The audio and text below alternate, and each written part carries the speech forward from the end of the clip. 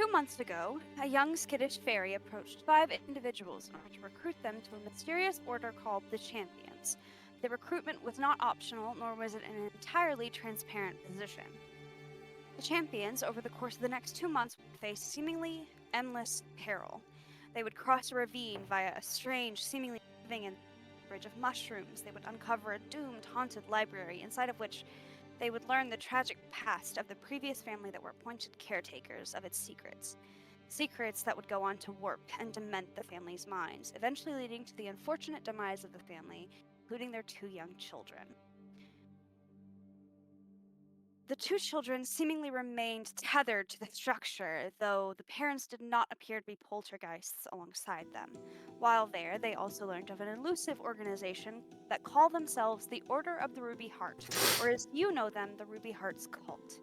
Their cause and true breadth is still unknown, but they seem to be responsible for a large portion of the missing children across Machair, and trapping their souls inside enchanted rubies shaped like anatomical hearts, and using them as what you assume to be siphons or batteries of some sort. Upon the champion's return, and throughout their earliest journey, 2 things would come to light. The first being Primara Udaris, the high priestess of the region Fior, a high-standing religious and political leader, and her roots of corruption throughout her reign, the length of which cannot be pinpointed by anyone.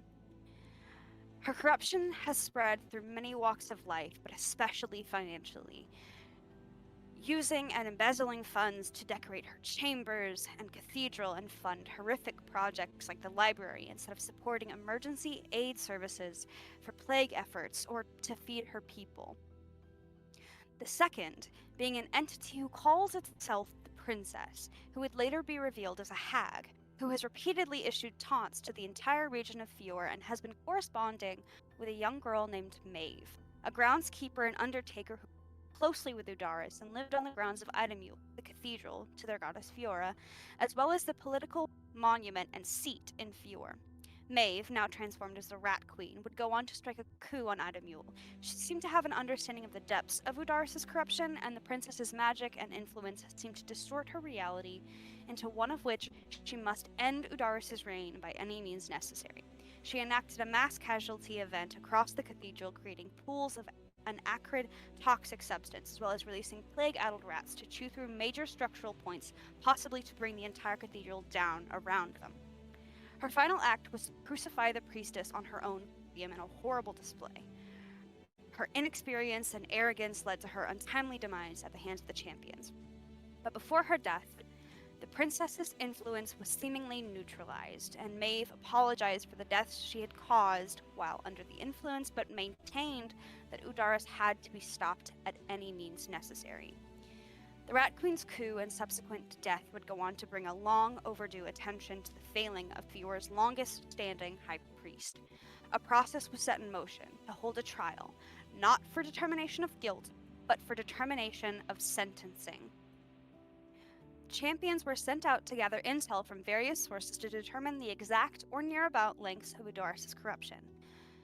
Following a lead, they made their way into a twisting, moving forest of overgrown mushrooms blanketed by a spore cloud, the Bekan Forest, and found themselves in an estranged, heavily trapped tower owned by the mysterious and recurring LRS, Lakobo Rayan Silas, the sister of the Carnival Library caretaker.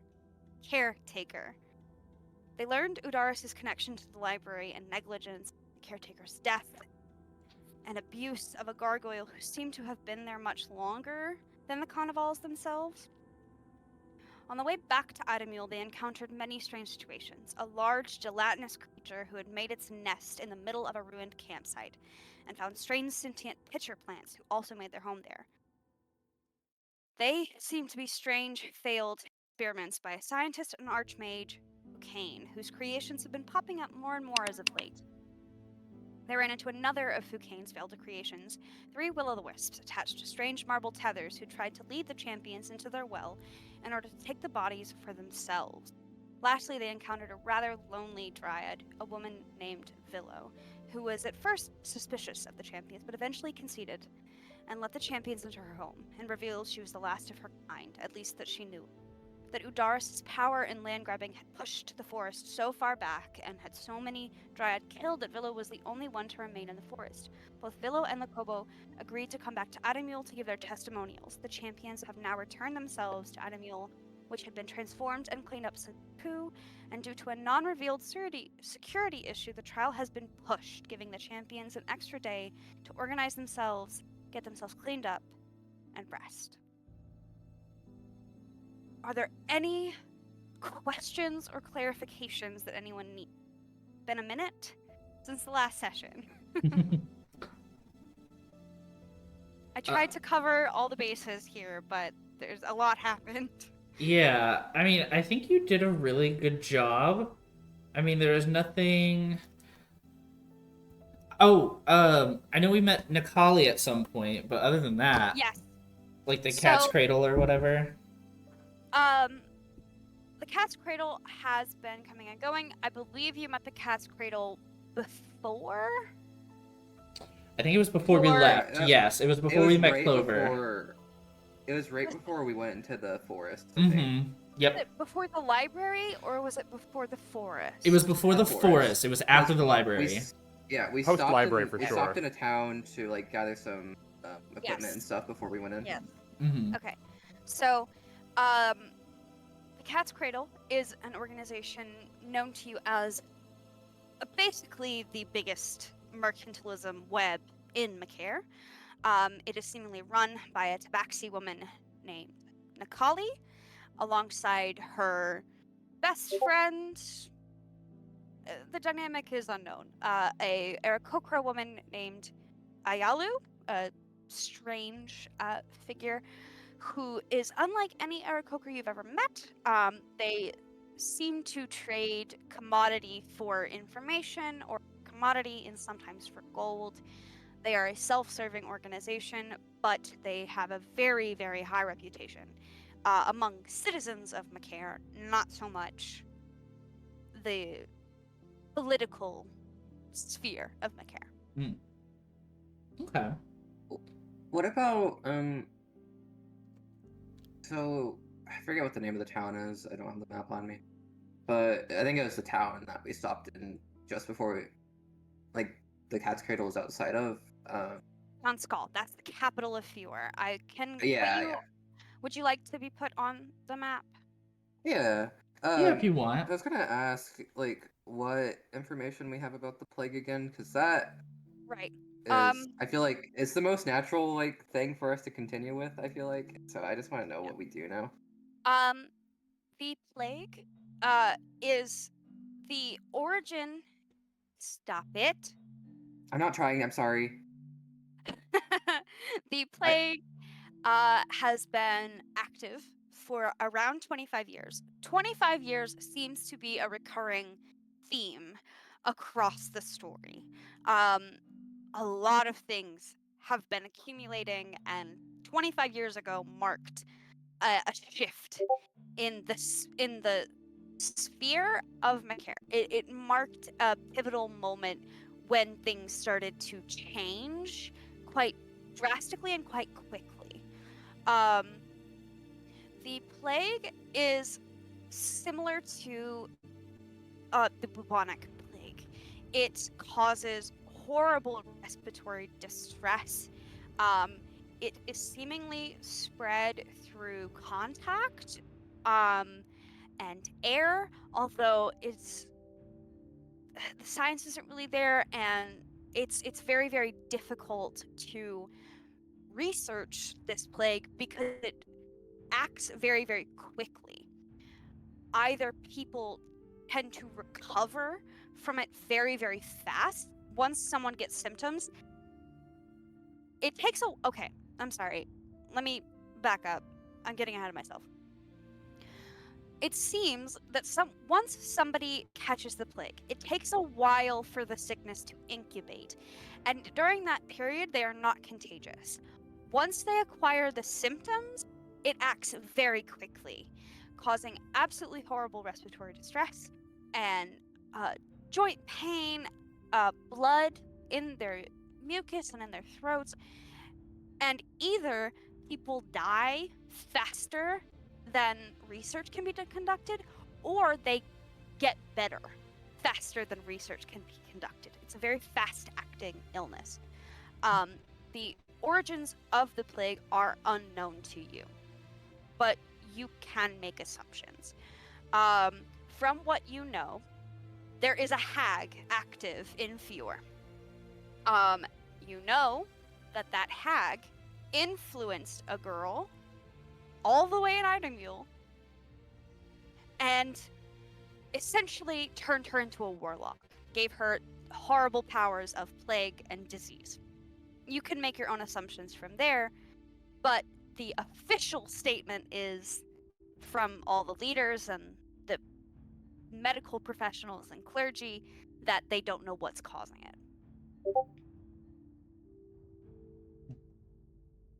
Okay. There's all my questions about that, really. Yeah. Yeah. Because I feel like any of my other questions are to be answered in the campaign. I think that Logan himself forgot that we ever learned it was a hag. Yes. I also forgot that. Nephius Kane, you were communicating with Nephius Kane after the coup, after you dealt with the Rat Queen. You were Mhm. communicating through the letterbox to Nephius Kane. Yep. He is the one that revealed that the princess is a hag. How he knows that, you don't know. What is being done about it, you don't know. That will be answered in the campaign. But it was a throwaway line, and it was nonchalant and brushed over. Mhm. But that was revealed in the campaign. Okay. Cool. So. Okay. Anything else? Trying to think if there's anything that we would have missed.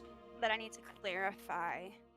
What exactly is a hag? Is it just like magic woman, or is that like So- something else? Fucked up, or- scary magic woman. Yeah. Yeah. It is in D&D terms. A hag is the power level of a hag is I believe just under an archfey. They're incredibly powerful fey beings. They are like witches on steroids. They typically Okay. draw from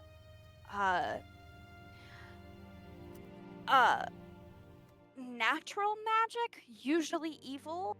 So like there are death hags and plague hags and like swamp hags. Like they're like Very druids. diverse. Yeah. They're like druids, but they're twisted and they're warped and they're much more powerful. And they usually tend to have a familiar, which is usually some sort of grotesque vermin, like rats or weasels or pigeons, that kind of thing. You know who the Uh, Baba Yaga is? Very hag-like. Yeah, the Baba Yaga. I Baba think Baba. Yaga is a hag. Yeah, I was like, she's You know- labeled as a hag. I'm pretty sure. Yeah. Yeah. In other words, this bitch is probably beyond our power level. The witch from Hansel and Gretel, that is the kind of vibe we're talking about, right? Yeah, that's like Gotcha. that's what a hag is. Luring children to the cottage in the woods to cook and eat them, right? That kind of vibe. They're very powerful, and they are usually pretty fucked up. Gotcha. Okay. Yeah. Yeah, I think that caught me up. Yeah, I mean, I can't think of anything else to ask. Aster, Logan, any other questions? Just to clarify. I don't think I have any questions. Nothing comes to mind. If you think of anything, just ask me. I will fill you in. I know it's been a minute. Everyone's a little out of it. That's totally fine. Pretty good. Just listened to the last 2 sessions, so. Hell yeah. Awesome. You did listen to the last 2 sessions. Can you tell me where we ended? Did you guys get a long rest last session? At the end of We basically ended saying, "Hey, we're gonna do stuff tomorrow," So we could just jump to Gotcha. the morning and have the long rest. Okay. We didn't do that yet, but that's where we were at. We were just like I think, talking about it. based on my sheet, it looks like I already gave it to myself. We probably did because we probably talked about it after the game, but Yeah, in the we- recording it was just like, That's- hey, Totally fine. You will get a long rest. Yeah. So totally fine. But I just I couldn't quite remember if we had already had the long rest and we were already I'm gonna getting hit set it up just in trial, case. or if we had ended before. Thank you, Logan. you're fine. So Not like we're gonna be able to do anything without our weapons or magic, but yes. Oh yeah, because they took Oh, all yeah, our they've been shit. I confiscated. forgot. Yeah, we had to give up our stuff because there's How no the magic fuck am I allowed. supposed to fight the judge? Ugh. that's the trick. You're not. You're not. This is all of the political leaders in the world are in this room right now. Yeah. Like they're not gonna Oh. allow weapons or magic. How am I supposed to impress mine? Like, come on. Valid. I'm sure she'd be impressed regardless. You do still have your magic for now. The anti-magic shell goes up in the morning. You know that We Fouquet was yeah. invited to set that up and maintain that throughout the trial. This is we met Foucain for the first time last session, didn't we? You did. You met Fouquet. He's a bit of an asshole, but But I he's love hot. I him. don't. But I he's don't hot. trust him. He may be hot, but he's up to no good. But he's He's an hot. So they kind of top out at a 6. Wow. Hard disagree. Mm. Oh, okay. So some rule changes. Uh-oh. Wizards are unallowed. No. Paladin's banned. Naberos just has to explode. Oh my god. Exploded. Got a sound effect going on there. What the hell? Oh, sorry, that was I'm using Max is fucking dead. boom. Yeah, no, I had to one of my kitchen cabinets blew shut because I'm using it as a footrest for now. While I It's paint. really good timing, though. Yeah, it slipped from under my foot. Apologies. So we've been doing this, but I do rapid quaffing. In terms of potions, I do rapid quaffing, which means instead of an action, drinking a health potion is a bonus action. Oh, nice. Giving somebody else a health potion is an action, however. What I wanted to ask is, would everyone be open to the idea of, okay, let me kind of explain this. Custom potion rules. If you use your bonus action to drink a potion, you do the normal thing. You roll the dice and you get whatever healing the dice roll. If you use your action instead of your bonus action, you get max healing for the type of potion. Is everyone open to that idea? I fucks it. I like Yeah, it. sure. Sounds I'm good. always down. Well, how does to that try. interact with feeding it to someone else, though? Since someone's already in action, do they just get the normal potion rule, or they get this new potion rule? I haven't decided yet. I feel like okay, because here's my line of thought with it. If you're taking your action to use it for somebody else, I think that they should get the normal amount. Like, I think they should get the normal dice roll. Mhm. Because then that incentivizes them to think harder about how they use their potion in battle. Because it's like, I could have someone give me the potion, so I have all my actions available to me and I can do whatever. But I might get a shit potion roll. Or I could wait, do the full potion roll, and then do my actions later. Well, I don't believe you can give somebody a potion who is conscious. I don't think that you can give Oh, never. Okay. who is awake. mind. Like the idea here is like the reason that it's an action to give somebody a potion is if somebody is unconscious, you are having to open the bottle, kneel down, open their mouth, pour it into their throat and kind of massage, that it takes longer to do so, right? Okay.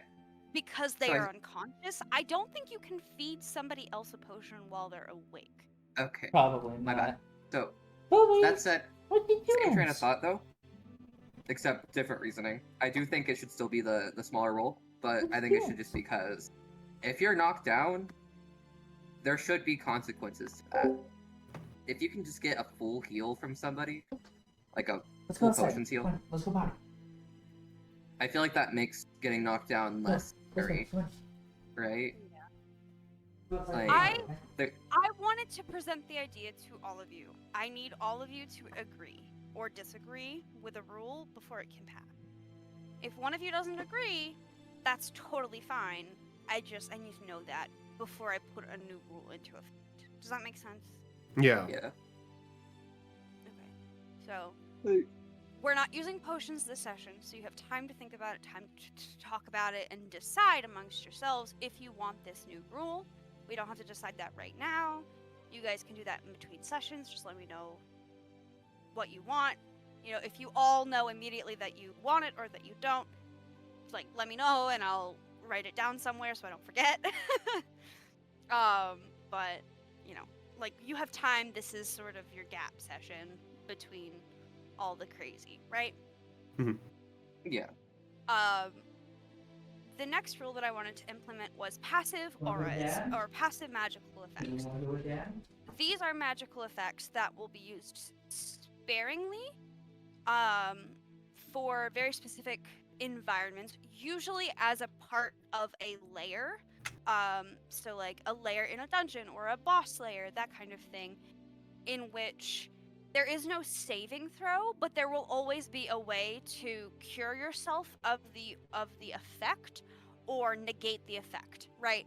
So I saw this done in Legends of Avantris and I really, really liked it. Basically, they had a fight with a demon, and the demon imposed like half movement speed because the demon created this like field of like muck on the ground that their shoes were sticking into.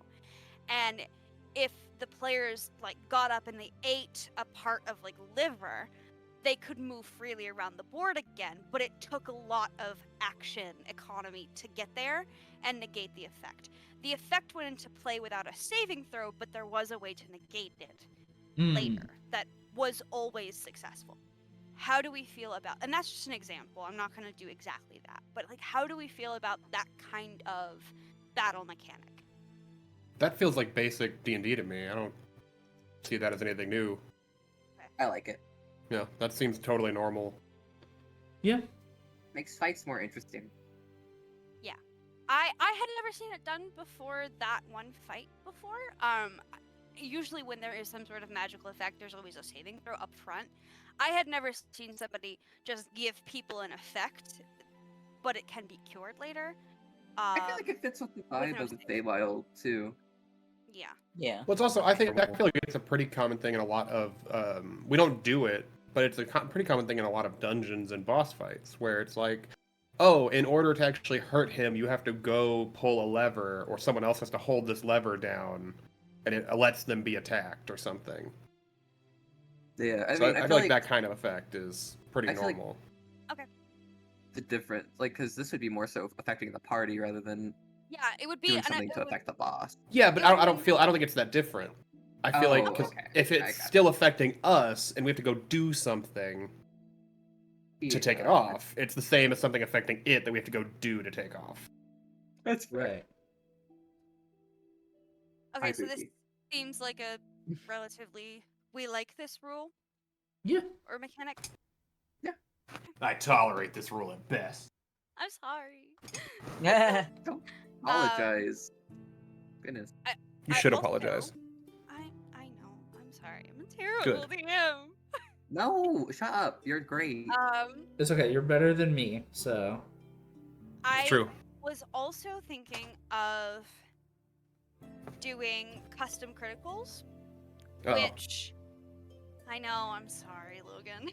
It's fine. I was wondering if you're gonna do the same one that I'm doing in Etheria. I don't know. I have not decided yet, but I think that if you or I get a critical, you can either choose to inflict an effect, right? So if you get a critical, you can either choose. Okay, I'm sorry. I'm getting ahead of myself again. When somebody lands a critical on an enemy, or if I land a critical on the party, you can either choose to I don't know how to word this. Double I it and think give it to the next person. kind of. I think it's like, okay, sorry. So I can choose to give the damage to Neveros. Yeah, No. please. Kill Oh, okay. Navarros. when somebody Kill gets a critical Navarros. hit, you can choose one of two options. The first option is your weapon or your spell damage is maxed, and then you roll another damage die and add that.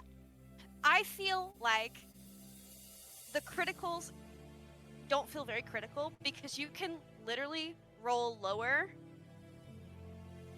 with double the dice than you would with a single dice, and that doesn't feel very critical hit to me. That doesn't feel very epic to me, right?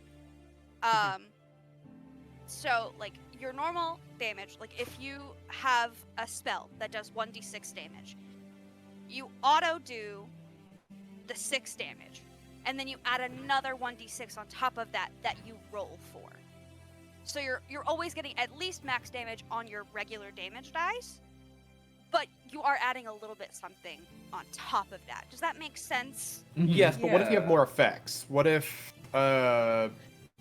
Strix has Hex and they shoot Eldritch Blast? It deals 1d12 and then Hex deals the 1d6 or whatever it is. Are both of them maxed and then rolled, or is just the Eldritch Blast maxed and then the other two are rolled normal? What is the... In a normal Does- crit, you would just re-roll all the damage dice. You'd re-roll the Hex, you'd re-roll the Eldritch Blast.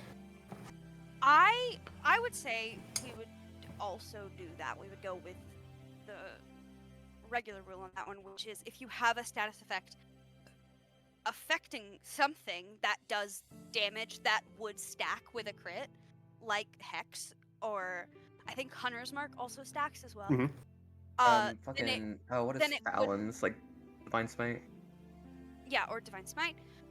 Well, that's not quite the same, but yes. If you have an effect that deals an extra type of damage or an extra die of damage, I would say that effect, so like let's say you crit with a 1d6 weapon, right? You automatically do 6, you roll a 1d6 for your weapon die, and then your Hex, that is maxed, but you don't add another die on top of it. Do we think that's fair? I don't know. I mean, we can I've always seen- try it out, and then if it doesn't work, Yeah. I've seen Yeah. people do it this way. I feel like okay, here's my train of thought, right? Like, I think if you do that, you might have to like make some of the like health pools a little bit bigger, just to like accommodate for the crits. Yeah. I disagree because we don't have a bigger health pool. And they can crit a lot Oh, more often that's- than we can. That is true. I forgot. It crit would be going too. both ways. This is the thing. Yeah. The rules I implement for you, I implement for me Yeah. as well. That's why I'm asking So- if you think it's fair, because these rules can affect you too. I'm biased because this is Ethereum critical rolls that I already talked about you with. Is Okay. we fully double all of the rolls, sneak attack, all of that, and then roll again a full thing. So if I roll 6 sneak attack dice, you deal 36 plus 66. Valid. Okay. So There's another part to this. You can choose to do that. You can choose to do a more hurtful critical. Or you can choose to impose an effect, which would just be standard damage, no doubling of the dice, but you can use your critical attack to blind somebody, or you can use your critical to disarm them, or you can use your critical to break their armor, however much, right? So you're not doing as much damage, but you are getting a helpful effect if you get a critical, and it is your choice. Simply I like would a also perk. be able to do this to you, and that's why I'm asking if we think this is fair. I think it's worth a shot. I'm always like down it. to try I it. think I like it. For me as a dungeon master, am not going to break your armor. I will allow you to break my armor. I am not going to break your armor, because then you would have to go on a side quest to get it repaired or find new armor. I'm not going to do that to you. I'd need armor for that to be a problem. I feel like. Are you sure you're not going to make an exception once for Fallon? Because I feel like that's going to happen. An entirely different solution. Don't you worry. God, I'm Has scared, but nothing to do with a critical. Hey, I it also got want to point out lost with and that. the lost and found got So found. your critical rules of like, oh well, you might be able to lower damage or lower armor. Now, how does that interact? Because like, just using Fallon as an example here, Fallon has magic armor. It is in thing that magic is sturdier than anything. Like that, the magic is what lasts through the stuff. The armor's fine, but the magic is what does it. If that effect, is it a temporary armor debuff if you were to do it, or would you just knock down the magic of this thing? I think that's gonna be something that we have to talk about. Yeah, because if before like we're we- attacking somebody and we want to take Yeah. their magic stuff, we don't want to destroy the magic stuff. Yeah, and also like taking down their armor. That is just an example of what you could do.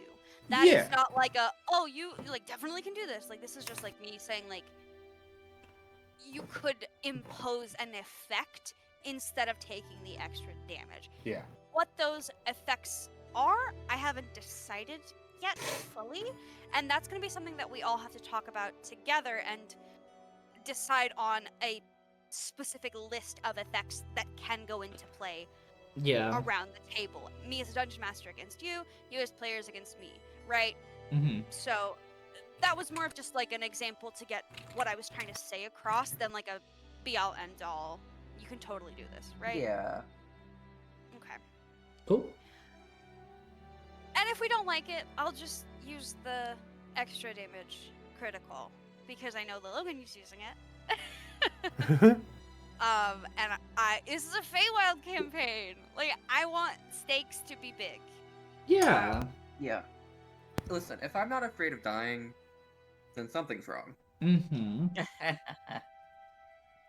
That's how I want Nibiros to wake up every morning. Just afraid Oh, of no, that. passion yearn Why do for the you all want to flame. di- Why do you all want to die so badly? I didn't say My family's the only Nibiros. one here who isn't suicidal. No, Nibiros isn't suicidal. Nibiros doesn't want to die. Nibiros No, is all it scared is- of dying. Yeah, I'm Okay, ready. Oh. Well, stop. No, Be normal. that you're asking a lot Why of me, can't you Bestie. be normal? Well, technically, you're the outlier, not everyone. You're the non-normal one here because you're the outlier. Okay, True. fair enough. Okay, so the last, not really a rule, but a mechanic that I want to impose is multi-stage. Blah, blah, blah. Is multi-stage boss fights. Yes. I Yeah, have to be Normal honest. stuff. Yes, I know. But you've not experienced that in my campaign yet, and I don't want to spring a fight on you that is just like horrific and like multi-stage and like, you know, Harrowing. without you guys knowing that that is an option. And... Mhm. So multi-stage boss fights, Yes. it's like in Elden Ring? Elden What? Ring, where you like knock down an entire Yeah. health bar and then they go back up to full and they have new powers, like that kind of vibe, right? I'm so excited for combat in this campaign now. Oh my god. No, It's this like session. that. This session, yeah. There could be combat this session. I advise against it. Let me Zim, kill it- you, Kane. We fought like Oh. 3 things so far. I don't think you're being too attacked by not having a multi-stage boss fight instantly. Yeah. I know that combat's not my strongest suit, but I am trying to improve on that. No, we just haven't done. We haven't like it's normal to not have had combat like this quickly. We haven't. We're pretty early. Yeah. Yeah, we're Usually still multi-stage log. fights are really like heavy fights. Yeah. They're like kind of a lot. We fought a lady, and that was Yeah, like, like, the we- one boss fight. Yeah. Yeah, she was like it. And I didn't do a very good job. Boss fight. No, you You I did a great job. agree. That fight was way too easy. I think Renata did a bad job. Ooh. Oh, We were fighting what was basically a child I who was made very possessed by bad some old play. woman. Renata wouldn't let me kill the bird. sort of, kind of, maybe. But yeah, I had other rules. Okay. I can't remember them. Oh no. That's okay. Well, you can always It's just not set okay. up polls when you do remember them. Yeah. Just make up some rules, easy. Yeah, honestly, just throw shit at us. Like, just don't Hey, listen that's to us. Just kill yeah, us. it's just D&D. Real life. Just like throw shit at us. I remembered. Okay. Private Uh-oh. death saving throws. So I would Nice. really Very fun. like to have death saving throws be private. So when you roll a death saving throw, you private roll it to me, the dungeon master. Nobody else knows what stage you're at, whether you have a success, a failure, 2 successes, 2 failures, or if you're just fucking dead, right? I think that would be really fun and really like tension building, and it disallows you to game the system. You really have to think about your action economy and the 12 out of 10. That's Yes. bold of you Really to have- assume that we know how to think. Yes. Hey. Also, That was not I at mean- Fallon. I will be imposing a rule that if somebody is within 5 feet of a downed player who has made at least 1 death saving throw, they can use their free action to make a perception check or a medicine check to try and see if they can tell how How- they're doing. Okay. How many death saves, successes, or failures they may have. So you will be able to check, but you will have to get close enough to check. Can, So- can I say something? I feel like it would make more sense if it was just medicine. Yeah, I mean, Cause, like, perception, yeah. medicine, it depends. Like, on the yeah. situation. Like, yeah, you can just like look at them and tell that they're doing bad, but like I feel like to an untrained eye, like medically at least, like you'd have to look at it like medically to know how close they are to death. I feel Yeah. like. I guess my question to you, Zim, is depending on, who's doing the checking, could a survival check also work? Or a nature check? That is something that we will have to talk about. Okay. Because Oh, sorry. uh-oh. I It all apologize. comes down to what are you doing? Okay. Right? Yeah. Are you in the middle of a fight and just glancing down at your friend to see generally where they're at? That would be perception. Okay. Are you getting down on the ground and turning them over and checking their pulse? That would be medicine. Are you, like, what are you doing? Like, Yeah. what actions are you actually taking to Okay. try and tell, right? So, survival could work, perception could work, investigation could work, medicine could work. It just depends on, Like what you're trying to do. doing. Okay. yeah, like Cool. what you're trying to do and how quickly you're trying to do it. I'm Makes not sense. gonna like veto anything, obviously, because we're just like throwing stuff out there. I like the hidden roll a lot. I don't care for the perception survival check stuff. I think if you want to have it intense and you want to have it a big deal, I think just let it be a big deal, and people have to panic about getting to you or not. Because if someone's standing next to you and goes, "Oh, well, I have a plus, I have plus 12 to perception," I look at him.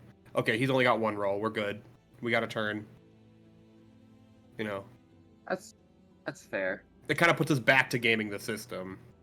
It could make it an action. I think that if you have an action, then just heal them. Just use it, yeah. Yeah. Yeah. Okay. Walk over, do a medicine Again, check, pick this- them up. This can be a discussion. Things don't have to be decided right now. I'm just throwing things at the wall and, Yeah. I was ultimately- just throwing I- that thought Yeah. out there. Of course, Which I fair. understand. Yeah. I'll stab Drake so that we have to decide right now. Okay. All right. Huh. That was Start the rolling. like I know there were a couple other like rules that I was toying with, but I think that was the big ones that I wanted to bring up. Big three. That's 4. I know, but I just wanted to talk about Bleach again. You Damn. always want to talk about Bleach. Me too, though. Let Logan Anyway. have fun. Let Logan live. Let me live my life. But Let I him do think live. that those were the main mechanics and rules that I wanted to cover and just let you guys know and like get the gears turning in your head about whether or not you want them, whether or not you want them but you want them tweaked, you know, how you want to implement things, because ultimately like this is my world but this is your game. And I want you guys to have fun, but I also want it to be a challenge. I want it to Yeah. be I'm always a really big fan of like highly mechanical campaigns. I love a narrative, obviously, but I do love the mechanics of D&D. And I don't always think that the real mechanics of D&D are the best. So I was just trying to find a way to make it a little bit more custom to me and my world. That's fair. That's fair. For sure. Well, speaking for Nat, I really like all these rules Okay. Yeah, presented to us. I'm here for it. I Also, like speaking for having Nat, I think it sounds like a good call. Also speaking for Nat, I think that you're doing great as a DM Zim, and I think that all of these I mean, I agree decisions are with all these flawless. thoughts, but why is everyone speaking? I don't know. It's funny. You said speaking for Nat as Nat, and that just people are making fun Yeah. of you. Speaking for Nat, Well, I think that that's people kind of a always make wild fun of choice for you to make. Speaking as Logan, I really hate Bleach. Speaking for Okay, Logan, man, I guys. suck. Guys, we have some more things to cover. Okay. Oh Character. man. Blanket. How do we feel about our characters? Do we want to reclass? Do we want I don't to like Naberos. your own character? Damn. Oh, got I it. don't really, I don't Sorry. really like Pash. I don't like Pash's I think direction. I Nada think he should needs go to a be different way. deleted. Your own That- characters. Nobody else needs to be I'm wiped. obsessed with mine. I love Fallon. Guys. Yeah, Nat draws Fallon naked all the time. Guys. It's not even true. Guys. I've never drawn her naked. Nat. What? Hush. Damn, y'all both got in trouble. You're- Owen. You weren't even speaking. I literally had just started speaking. No, you did not. Shut. Discord delay. 2 seconds. Let me talk, please. Thank you. Your characters. Do we want to reclass? Do we want to multi-class? Do we want to change characters? Are we not feeling our character? Do we want to go forward? How does everyone feel about the characters that they are playing? Does everyone Ooh. feel like this is a long-term character? Are you having fun with the character that you're playing? Do you want to rebuild them? Do you want to restat them? What is the general vibe of everyone's feelings towards their own characters? I'm definitely Ooh, multi-classing. I like That's not a question. Just making that known. Hell yeah. Okay. Sorry, you go ahead first. No. I'm done. Oh, okay. I was just gonna say, like, I've thought about it a lot for Fallon, but I'm honestly really content with how she is mechanically, and so I'm gonna keep playing her until she's dead. Okay. I adore After- Strix. Sorry. I go ahead, plan. Kai. I adore Strix. I plan to keep playing him. Although I would like to try and write more for his like backstory and stuff, and like get with you at some point. It can be through text or whatever, but I would like to try and explore him more. Aster. I do like Renata. I just don't know what the fuck to do with her. Okay. So do we need to have a conversation in between this game and next about things? Do we need to have a conversation about you potentially reclassing Renata or you changing characters completely? What What do you feel right now? How do you feel right now? I want to keep Renata. I like Okay. her enough to keep her, you know. Okay. Might have to like talk, I guess, try to figure things out. Okay. I don't know. That. We can do that. She's the one I struggle with the most as far as characters go. That's very fair. Okay. I will get with you, and I will get with Kai, and we will talk about y'all's situation. Logan, how do we feel? What is the vibe? Speaking for Logan, I think that there is a part of me that does kind of wish I was able to do cleric. Hey, we can talk about that. No, but I'm having a lot more fun with a character that is not inherently the religious class of paladin or cleric or divine soul sorcerer, but is a very religious character. Because I'm playing a wizard with religion. I am playing this character that is very much a different type of thing, and I do really enjoy that. So I'm happy with how he's going. Okay, and we can. Should it get to the point where you are, you've changed your mind or whatever, should it get to that point, we can talk about reclassing or possibly multi-classing with him. We can talk about that. Like, that is not off the table. If you want,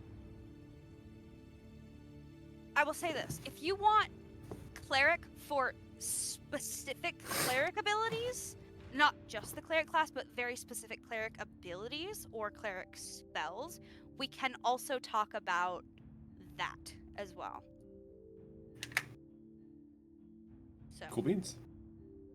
all right. So everyone is solid with their characters. Everyone, at least right now, thinks that their characters are rest of campaign characters. Yeah. Nobody wants to change completely. Everyone's Look, cool. by like 2028, I might have a different vibe, but right now, Okay. I'm feeling all right. Hell yeah. Very Sorry, good. speaking for Logan. I fucking love Fallon, so like I would die for her, and she's not even real. Gosh, maybe don't do that. I'd die for like half of you guys for sure. I'd be killed by Pash. Good lord. You would be. We'd If all would it ever gets to the point where you're not having fun with your character, or you feel like your character's story is done, and there is still campaign left, you can always come to me and tell me that, and we can work together and we can try and figure that out, whatever that might look like. So, What if I'm not feeling someone else's character? that is not really your business, I'm afraid. I'm sorry. Damn, get wrecked, idiot. Joke's That's on you, not it's always really my your business. All right. So with that, I think that's all I wanted to touch on. Is there anything that you guys need from me as a DM? Sorry, no, wait, I'm not done. Well, I don't know, consistency maybe? I'm sorry. Damn. Sorry. Jesus. Oh my gosh. Gremlin. Hash came out a little bit. Gosh. The last thing I wanted to touch on is campaign direction. How do we feel about the general themes of the campaign? There's a lot of political intrigue. There is a lot of there's a lot of plague stuff going on right now.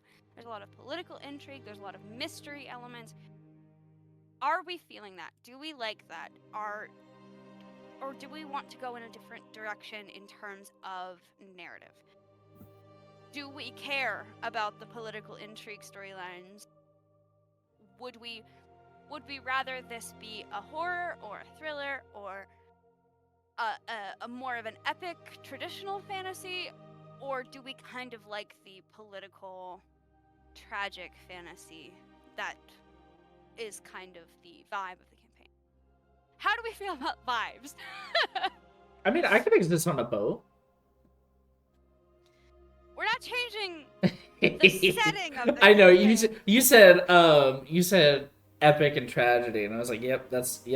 I have to make an epic joke. Sorry. Sorry, I just my brain. No, you're good.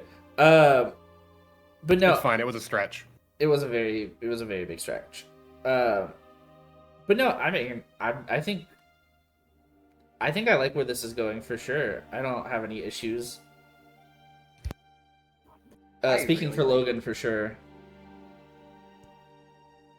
Nat. Speaking for Logan, God. I really like it. I eat this shit up. It's one of the reasons I like Full Metal so much. Is like the political intrigue kind of aspects of it. Like this is one of my favorite kinds of fantasy. Okay. So I'm loving it. I'm eating this shit up. Aster. I really enjoy what's going on right now. I think your writing's really well, and I think what we got going is really good. Kai. I adore the like tragic stuff. I think that's my favorite part. The political stuff is fun too, but I love how tragic some of the stuff, like how like what you write and like how everybody's like linked to these like disasters and stuff. That's been my Mhm. favorite part Mhm. lately. But good tragedy. It is a downer, but I love a downer. This Mhm. campaign makes my heart ache, and I like it. Very fair. Logan. Speaking for Pash, I'm having a great time. Okay. Thank you. So we generally like the direction it's going. Maybe a little bit of tragic element. Try and find because right now it's like mostly political intrigue with some tragic. Political stuff is fun too. Not espionage.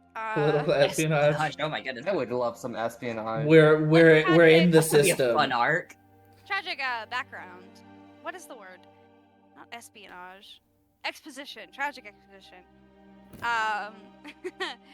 But maybe more like tragic fantasy elements would be I could be into that. I'm down. I love tragic stuff.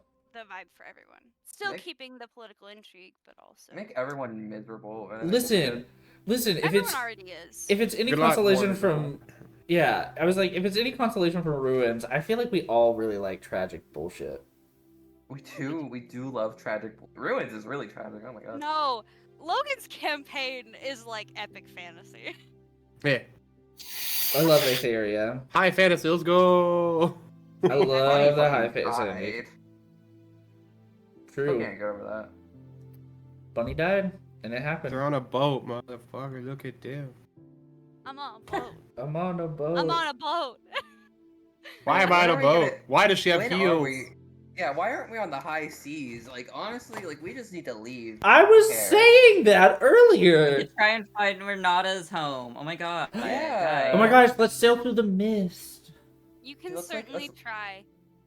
Well, will I know- die. Well, listen, Nikali said that we could certainly try it, but we always end up back here. So that's also something we need to figure out. What the fuck is going on? Pash Yeah. doesn't like boats, and he's already had boats Play this that. session, so.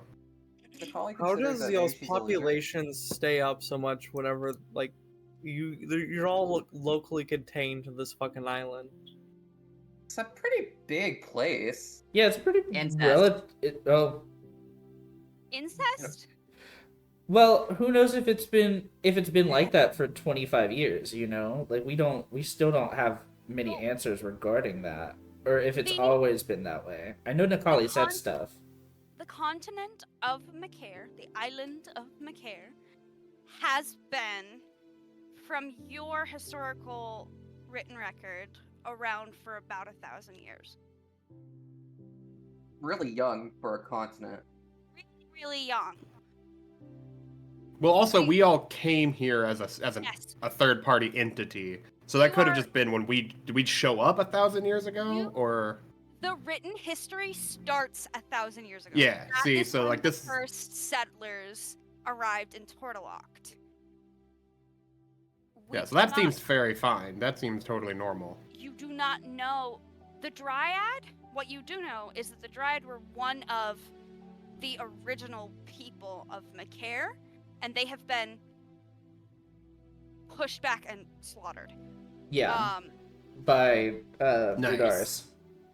By lots of things. God but damn it, Inferior. Fallon's European. Yeah. Do you see the parallels? I'm not very creative. That's okay. And I love Every you. idea has already been used 1,000 times. 100%.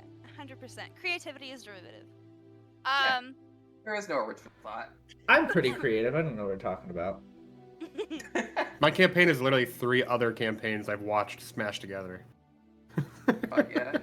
The end There's of no Ruins- creativity. If you guys end up ever watching Titan's Grave and you watch the ending, you can look forward to that. And not even like the boss fight. It's like something that like happens around the time of the boss fight.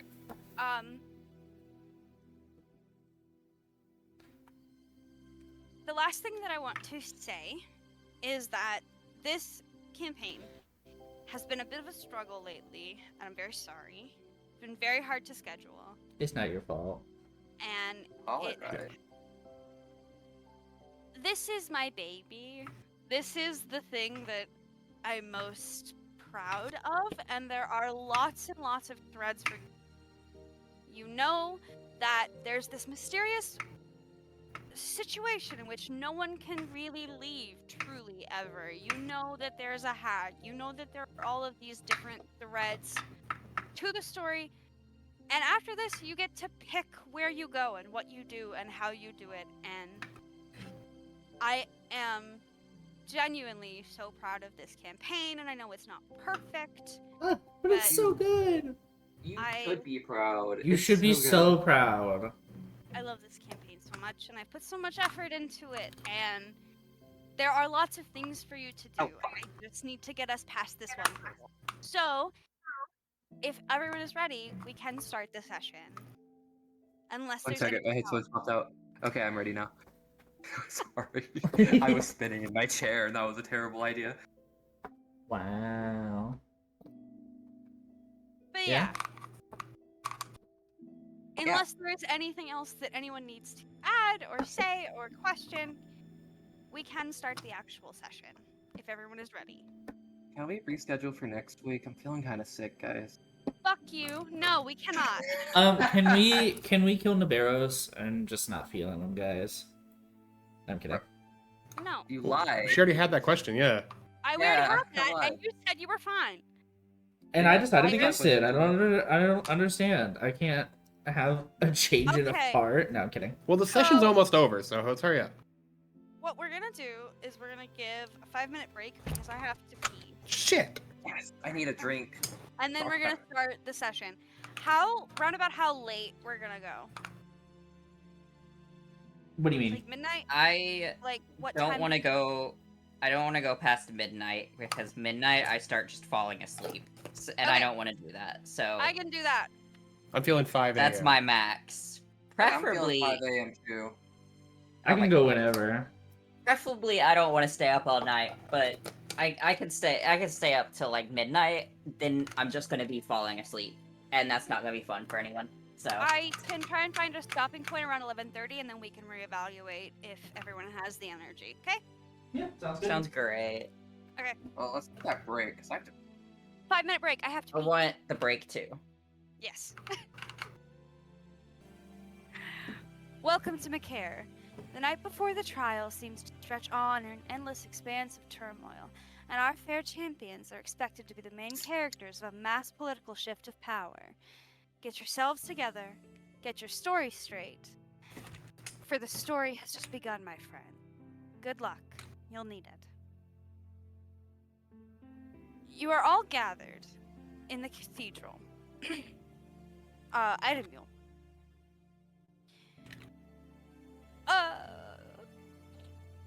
2 seconds. Sorry. There we go. Everything okay? Yes, I just had to move you. You are all gathered in the cathedral, Itemule, the current political seat in Fior. A cathedral which is dedicated to your goddess, Fiora. The main sermon chamber of the cathedral, the first floor has been ripped apart and destroyed and then very quickly put back together into a sort of courtroom-esque set. There are these large pink bundles of foliage spread all across the cathedral, and they seem to be emitting at a pretty consistent rate these pulses of pollen or spores or some kind of magic or aura that seems to be helping to number one, dispel some of the smell of death and that acrid acidic smell from the toxin that tore through the cathedral. And two, it also seems to be helping to clear the air of that toxin itself. It over time, it is becoming easier and easier to breathe within this space, seemingly due to these plants that are propped up everywhere. You have no idea what they are. None of you have ever seen these before. They're sort of like palm trees, and their stems are like this beautiful modeling of like technicolor veins. Have any of you ever seen a rainbow eucalyptus tree? Its bark is like dark blue, and there's all these veins of color going through the bark. Mm-mm. I'm looking it up. I'm curious. It's sort of like, oh my god, that is a wild. They're really pretty trees. It's sort of that kind of pattern in the stalk or the trunk, and the actual palm fronds are these baby, like dust pink giant leaves that seem to be Oh, I have seen that before. pulsing this pollen throughout the cathedral. There are people everywhere. There are Eladrin of all seasons, just in and out of places, moving things, getting water for people, getting food for people. There is Pixis and Aviv. It is not fake. It is a real tree. It's an African tree. Hey, we're trying to give you your space here. I know, but it is real. It's not fake. I objectively I know, but it looks fake. Look fake, but it's real. Pixis and Aviv are on one of the pews that has been transformed into just a bench or a medical bay. Pixis is wounded. You guys have already spoken to her. Villa is there with the Kobo right next to her.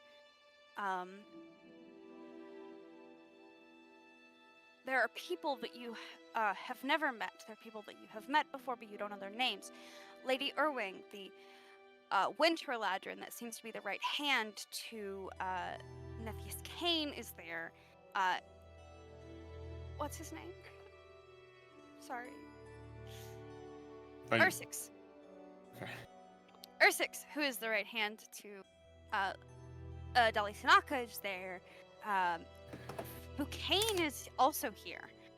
There are lots of people in the main basin of the cathedral. You do not see Chaplain Volkov anywhere. You have not seen him since he gave you drugs, I believe. You do not I remember know. him like he gave me drugs. Quick question: Yes. Are we a full group right now? Like, are You- we all together? I don't remember. I think we were. I will leave that up to y'all. I'd say we were don't see it. because I think Yeah, no, I'm. we had all talked to like Foucault together. Yeah, we haven't Yeah. rest though since then. It is not morning yet. I'm so going we're all to in a allow you room. if you would like to be. If you would like to still be downstairs, you can do so. If you would like to be in a room, you can do so. This is the onus is up to you. Whatever you would like to do. If you would like to break off, if you would like to not be together, that's also possible. Well, I want to speak to Lakobo. She is downstairs with Villo. Yeah, so like I guess found downstairs. The Pash rest is gonna head to a room. we'll resolve that in a second. What's your face? Nat. What's sorry. your face? Yeah, you. Wait, what's your face? I'm sorry. I kept running through all the D&D characters and I couldn't get to the real names. That's okay. You could go through the D&D character. I know. I just was trying to get to Nat and I couldn't remember. We'll resolve that in just a second. So, Pash, you're going up to a room. Yep. Whatever Are you room they said that looking- was available. Okay, are you looking for that room, which is meant for all of you, or are Yep. you looking for a more isolated, by yourself room? I'm fine with the group thing. We've been doing that for a minute now. If it's available. It is. They knew you were coming, so they specifically left a spot for the 5 of you, or I guess the 6. Yeah. Interesting point. Where is Deidre? Is she in your head? She wasn't at the time. That's kind of why I wanted to go to a room. I wanted to talk to her about that. Be like, hey, might need to keep it inside while we're here, unless someone specifically asked, just so people aren't, we're gonna be a lot of people down there tomorrow. Yeah. Okay. We'll resolve that in a second as well. The rest of you, what are you doing? Are you going to the community room? Are you going to talk to somebody specifically? What are you doing? Or are you just going to sleep? I'm just lingering around any kind of group. Okay, are you in the I'm sorry. 1 second, Owen. You're good. Aster, are you in the sermon chamber? Are you in like this map area? Ooh. With all the people, or are you in the community room? Are you looking for space to be alone? I What's don't the know. vibe? I'm just Logan, are quietly you there. flicking something? No, I'm sorry. I'm I'm sorry, just I heard kind the of- flicking. Drawing. lingering. I am existing. Okay, where? Good question. Okay. That was the original question. Put me somewhere. Would you like me to come back to you? Yes. Okay. Who was speaking? Owen, Me. you're speaking. What would Um, you like to do? I am gonna go check up on Pixis and Aviv. I was thinking that I know there are probably people like assisting like medically, but Yeah, I don't I know. would be over here. Okay, I'm just gonna put Pix down for now. Aviv is also with her. okay, I'll place Navarro's down. It was revealed last session that Pix had come back wounded, so at Aviv, right? Yes, and I think I did try to help them a little bit, so I would probably still be there. Okay. I think I did. Awesome. Yeah. Awesome. We'll resolve in a second. Kai, what are you doing? Kai! Hi You're muted, guys. Kai. Hi guys! What? Oh. Hi. Yes. Hi. Sorry, I forgot I was muted. He was talking. About. Yeah, that could hear me in the other room, but I'm fucking muted by thing because I was eating Oh, a snack no. cake and that would be annoying. Anyways, Oh no. I think Strix would kind of gravitate towards the like community room, kind of like see what the vibe is, you know? Because The like community room, as in, like, the bedroom? That's where Pashalik is. Or the sermon chamber, where all the people are, or most of the people are currently gathered. sermon chamber, yeah. Gotcha. Thank you for that clarification. Yeah. Are you going to talk to anyone specific, or are you just existing? Are you just trying to see the vibe? Are you just trying to what's the? I what's the don't goal? think Strix is not really looking for somebody to talk necessarily. It's more of like Strix just kind of wants to see who all's around, kind of like what the mood is, you know. Okay. Just trying to vibe check the area and also like just see who's there. Awesome. We're gonna resolve that one first. Can you make either a perception or an investigation check? Or I'm sorry, are you trying to see who is in the room or what the vibe of the room is? Or both? Both. Okay. I can do two so separate rolls if you'd like. I would like perception or investigation for seeing who's in the room. That's dependent on whether you're actively sifting through the people, or just like taking a cursory glance, and then an insight for Perception.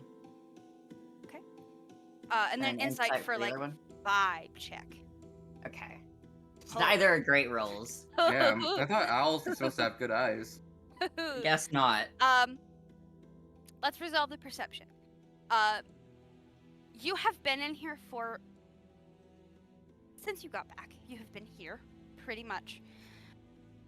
You see all the people that you immediately recognize, right? You see Pixis and Aviv, you see Villa, you see Lokobo, you see some of your friends kind of loitering and mingling about. You see Fukane, he's in the middle of the room, etching runes and things. You see Lady Irwing is off in the corner, quietly whispering to Urxis. Urxis, who, by the way, I believe had a name change last session. He is a Yes. summer Eladrin. He is the right hand to Dali Sanaka. He is very beautiful. He's a big fucking himbo. Dolly Tanaka is the Tortolocked girl, right? Yes, she is the high priestess, priestess. of Tortolocked. You see Nephius Kane skulking in the corner, and he looks like he is whispering to himself. It's strange. Outside of that, there's a lot of people in here. There are a lot of people that are wounded that are actively getting medical attention. There are a lot of people who you don't immediately recognize, and it's a very overwhelming situation that you find yourself in. As for the insights, it is pretty obvious that the vibe in this room is tense. There are a lot of people in this room that would never, under normal, good, peacetime circumstances, be in the same room together. And everyone is tense about it. I see. As for specific vibes off of specific people, you're very overwhelmed. You have been through a lot in these last few days. In these last few months, you have been through so much more than you've ever been through in your entire life. And this is way above your pay grade. Never in a million years did you think that you would be here right now. It is very hard to concentrate on specific things in this room specifically right now.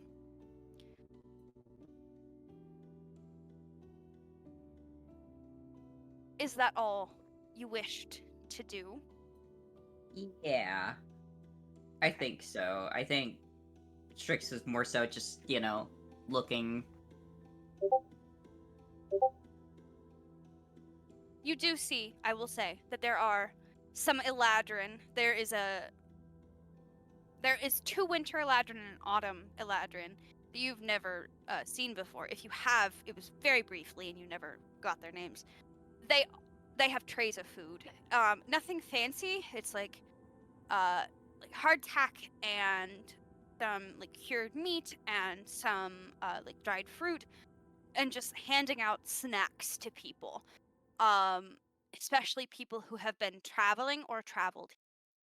So if you wanted to get a little bit of food in your system, that is available to you. If that is all, I'm going to move on to... I think we're going to move on to Nabarros. Okay. If that's all right, Kai. Yeah, I say we can move on. Okay. Nabarros, what are you doing?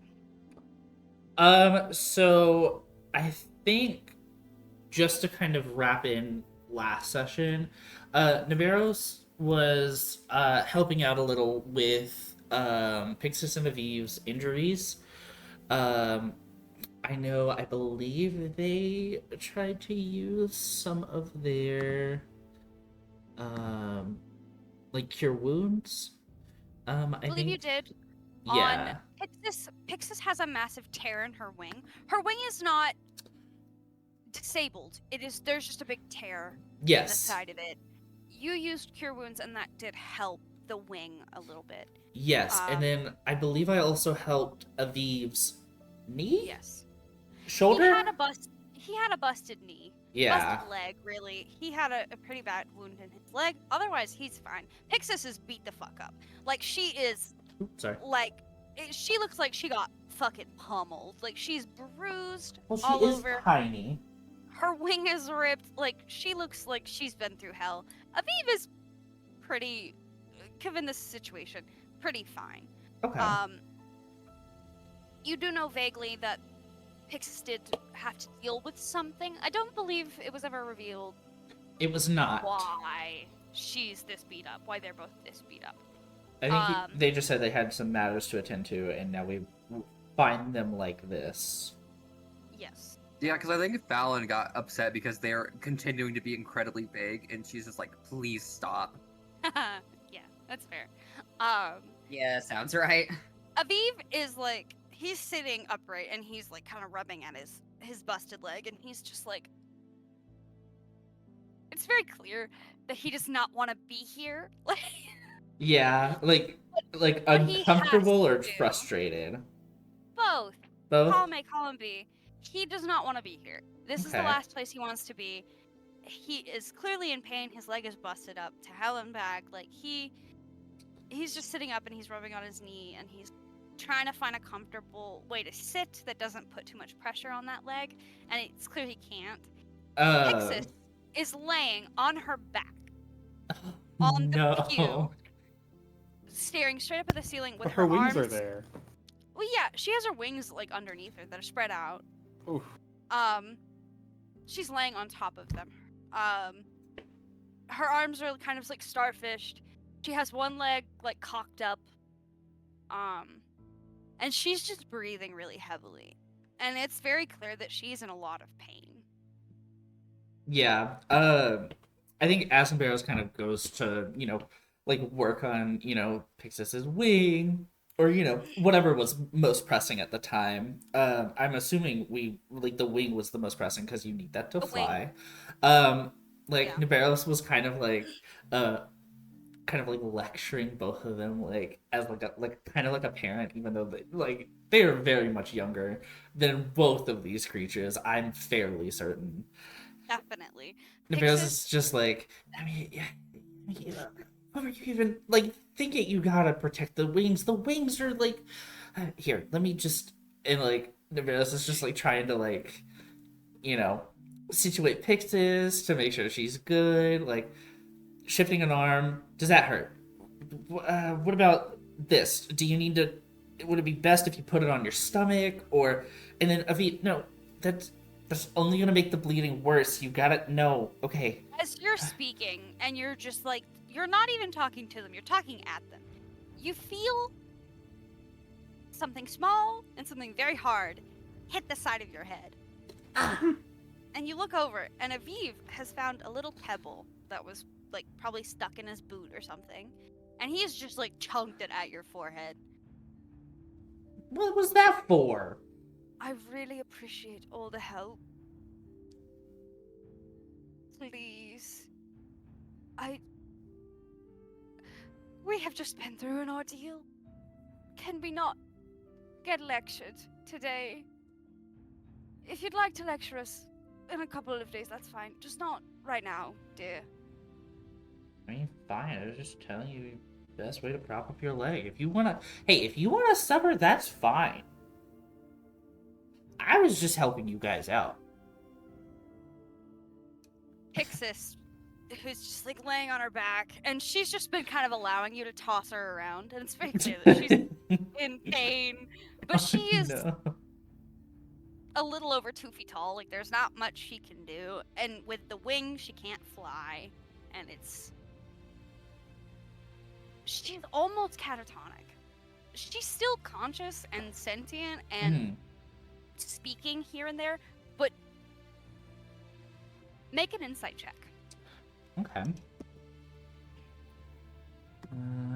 Boop. And go to that, and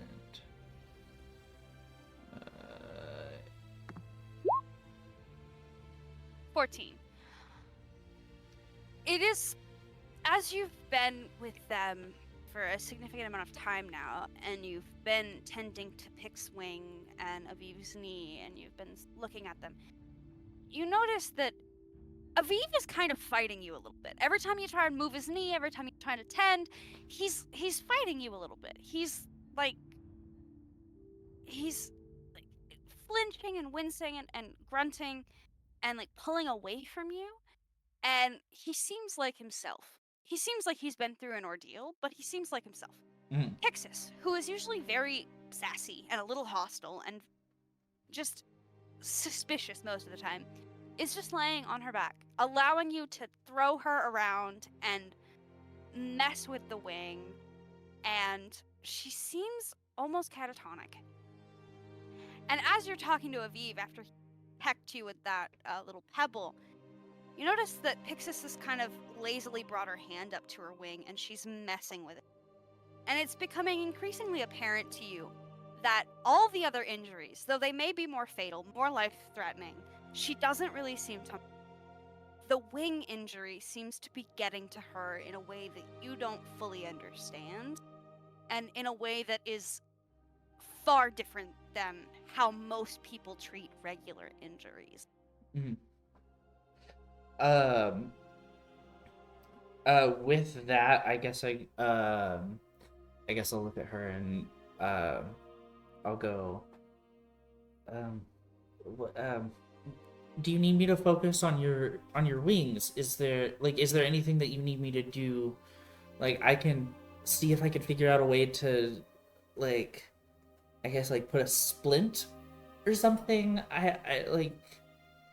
I you seem a little finicky with it. I don't want you to hurt it. Kind of smiles sadly at you. Thanks for trying to help. It'll heal on its own. Doesn't really hurt. It'll heal on its own in time. It's just it's a sore subject for us. Our wings they're very important. They're more important than you realize for fairies and pixies, and it just made me realize what I almost. And I'm fine. Okay. Well, listen, if you, need me to do anything for you, just, I'm obviously here for both of you. Maybe not Aviv after he flicked a pebble at my forehead. Sorry. It's fine. No, it's fine. I'm just... Lots riding on this, and this is how I, cope's not the word. Process, maybe? They both kind of nod their heads. They seem more receptive to allowing you to tend them. Aviv's still fighting you. He's still Aviv. Pixis is a little bit more engaged. She's not nearly. I think both of them kind of realize that you are still very young, and they are not. And they accept the help. In the interest of time, is it alright if I move on? Absolutely. Okay, thank you. We will go to Fallon. We'll just do all the ones down here. So, Fallon doesn't really know why, but she kind of has this fixation on Lakobo. Okay. And so, after, like, the party, like, talked with her as a group, she wanted to go back and talk to her one-on-one. And I guess just kind of, like, check to see how she's feeling, because this is kind of a awkward time for her. I don't know if awkward is the best word, but, Oh, I would call it awkward. So basically that's what she's doing. sitting roughly over. Okay, I don't know where to put my Um, token. So. You're good. You don't have to move your token. I'm just trying to give you an idea of where everyone is. Strix would be like down here, probably somewhere around the wall. I would assume. um, Lakobo is sitting next to Villo. Villo being the dryad woman that you encountered in the forest. And they're kind of quietly talking to themselves. And you get the sense that these are two women who have been alone for a very long time, and they are finding in that with each other. They're kind of quietly talking to themselves. Every once in a while, you kind of see Lakobo glance over at Fukane, and just the most hateful glare you've ever seen directed towards another person. And Fukane I think is oblivious. He's just marking his runes, doing whatever he needs to do for this anti-magic shell prep. He is oblivious. She is I think- pissed at him, and you don't really know why, but I think partly to get her attention, and partly to get him out of her view, Fallon would kind of break her line of sight from him, and just kind of stand in front of her, or She like stand kinda- wherever she was glaring. she kind of, once line of sight is broken, she kind of shakes out her shoulders and cracks her neck. Hi, Hey, Fallon, right? yeah. Only seen me a couple times, but I wanted to see what you were feeling. What I'm feeling. Right now, Yeah. in this room full of these people, Mhm. I know it's not pleasant, but I want to know what kind of unpleasant it is. Why? You don't strike me as an altruist. I'm far from it. And,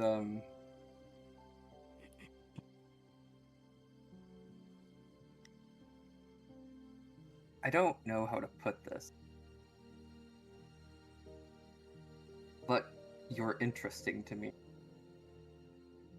I don't understand why you do the things that you've done. If everyone in the world understood why they do the things they do, the world would be a much cleaner place. Sure, it would be. I'm Right. sorry, what'd you say? But sure, it would be. Okay. But you've ran from everything. That's except for now. You finally decided to face it. Want to know why?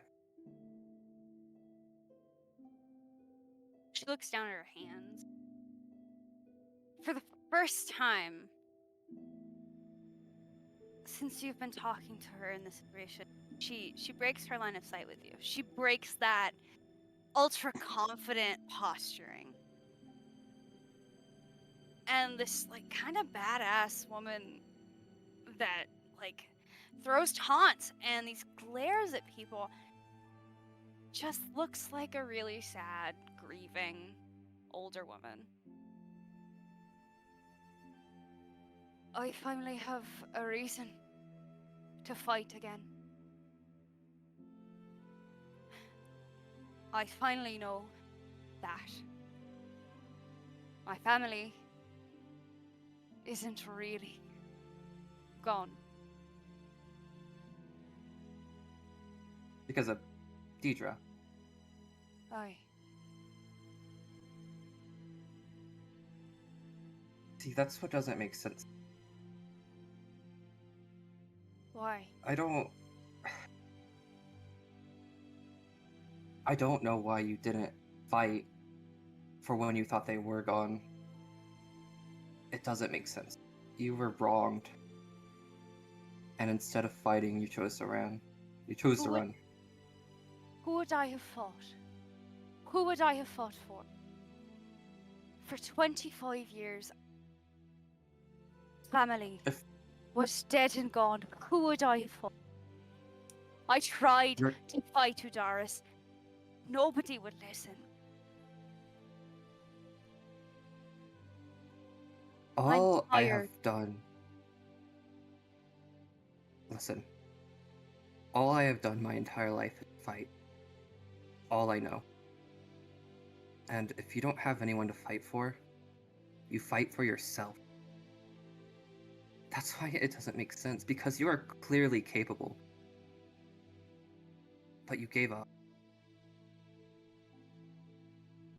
I know. I hold no stake here. I'm not from here. I don't belong here. Clearly, I don't care about any of this. But you just confuse me so much that it makes me care. And I don't get it. I don't get why you wouldn't fight when you have capability to.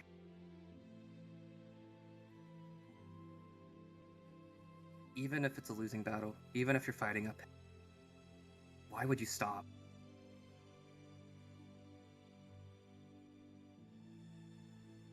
Do you know what you're fighting for?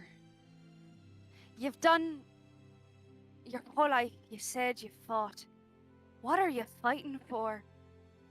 I fought for my family. I fought like hell for my family when they were still here. And I couldn't do anything. I couldn't save them. And they met their fate, and they met their end, and I was alone. My husband had died. My brother had died. My best friend had died. My niece, my nephew, everyone I have ever known and cared about in the world had died. And the person I thought I could trust is now in shackles. I failed my family, and I tried to fight Udaris when they were still here, and even after they were gone, I tried to fight Udaris. But after about 5-10 years of fighting and no one listening, and people calling you crazy, and sending these horrible mercenaries after you, and cultists trying to break down your door, you lose the will to fight, because there's nothing to fight for. You fought your entire life.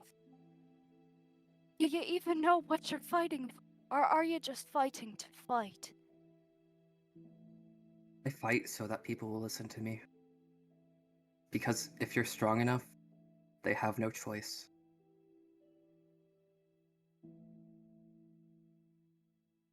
If you kept fighting, someone would have had to listen to you. Someone would have believed you. Not against her. Well, we fought, and we won. 25 years of corruption. Somebody finally got fed up.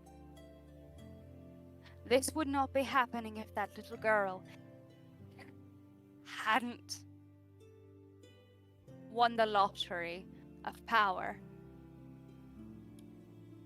After my family died, I was a widow, and a hysteric, and a heretic. I'm nobody to these people. You're law enforcement, you're a cop, you're old guard. Of course people listen to you. No one was gonna listen to me. You think just because you have status and a voice that everyone does. You think that because you can fight for your entire life with no real reason, just to fight, that everyone can. That's not how the world works. Just because you don't know my reason doesn't mean I don't have one. I had to work to get to the point where I am. I am in a place where none of that status means anything. To these people, I'm a nobody. Nobody knows who I am here. Yeah. So maybe you know a little bit about how it feels to That's be my point. nobody. Imagine But I- 25 years of this feeling that you're feeling right now. Tack on a lifetime of grief. Difference between you and me. All that time, all that grief. I won't stop. You don't strike me as the kind of person who would have. I don't know you. I won't pretend that I do, but you just strike me as different. When I was Because you- younger, maybe. I'm too old for this shit. Well, clearly I see it now. You're not too old. And if you are, why not go out with a bang? I never wanted a bang. I wanted a quiet life with my husband. Udaris ruined that. Is that not a reason to fight tooth and nail against her? Even if it makes everyone think you're crazy, even if people call you a heretic, they call you insane, look down on you, what's it matter? Why care?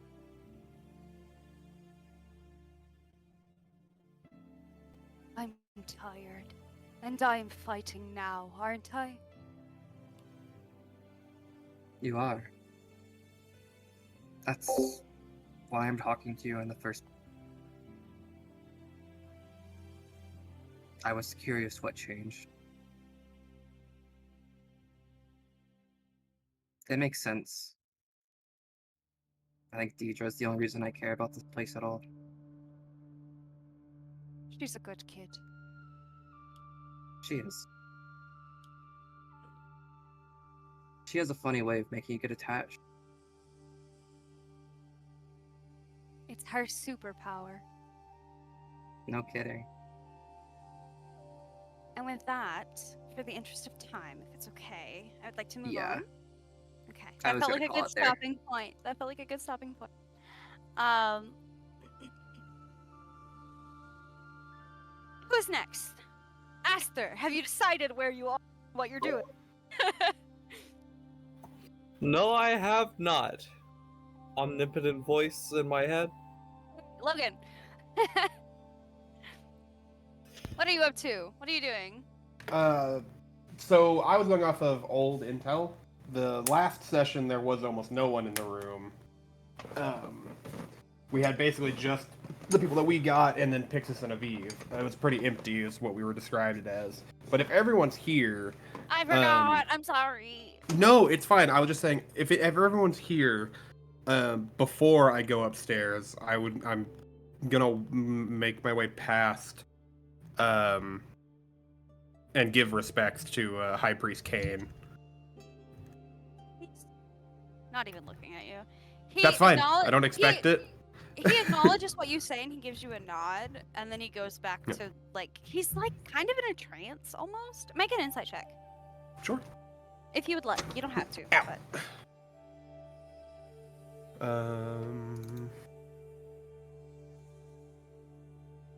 oh no! Make an Arcana check, Okay. or either or whatever. I'm definitely making the Arcana. Figured you would. 19.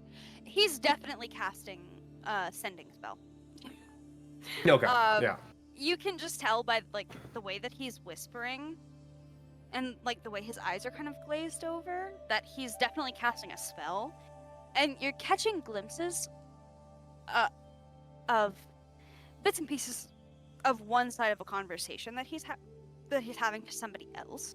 So he's very clearly casting sending. You don't know If to whom, and Yeah. if you would like to make like some sort of check to try and eavesdrop in on that half of the conversation, that is possible, but you're in clear view of him. Not even a little bit. Is that something I want to do? But if I walk up and I see him like casting a spell, is Erwing like right next to him?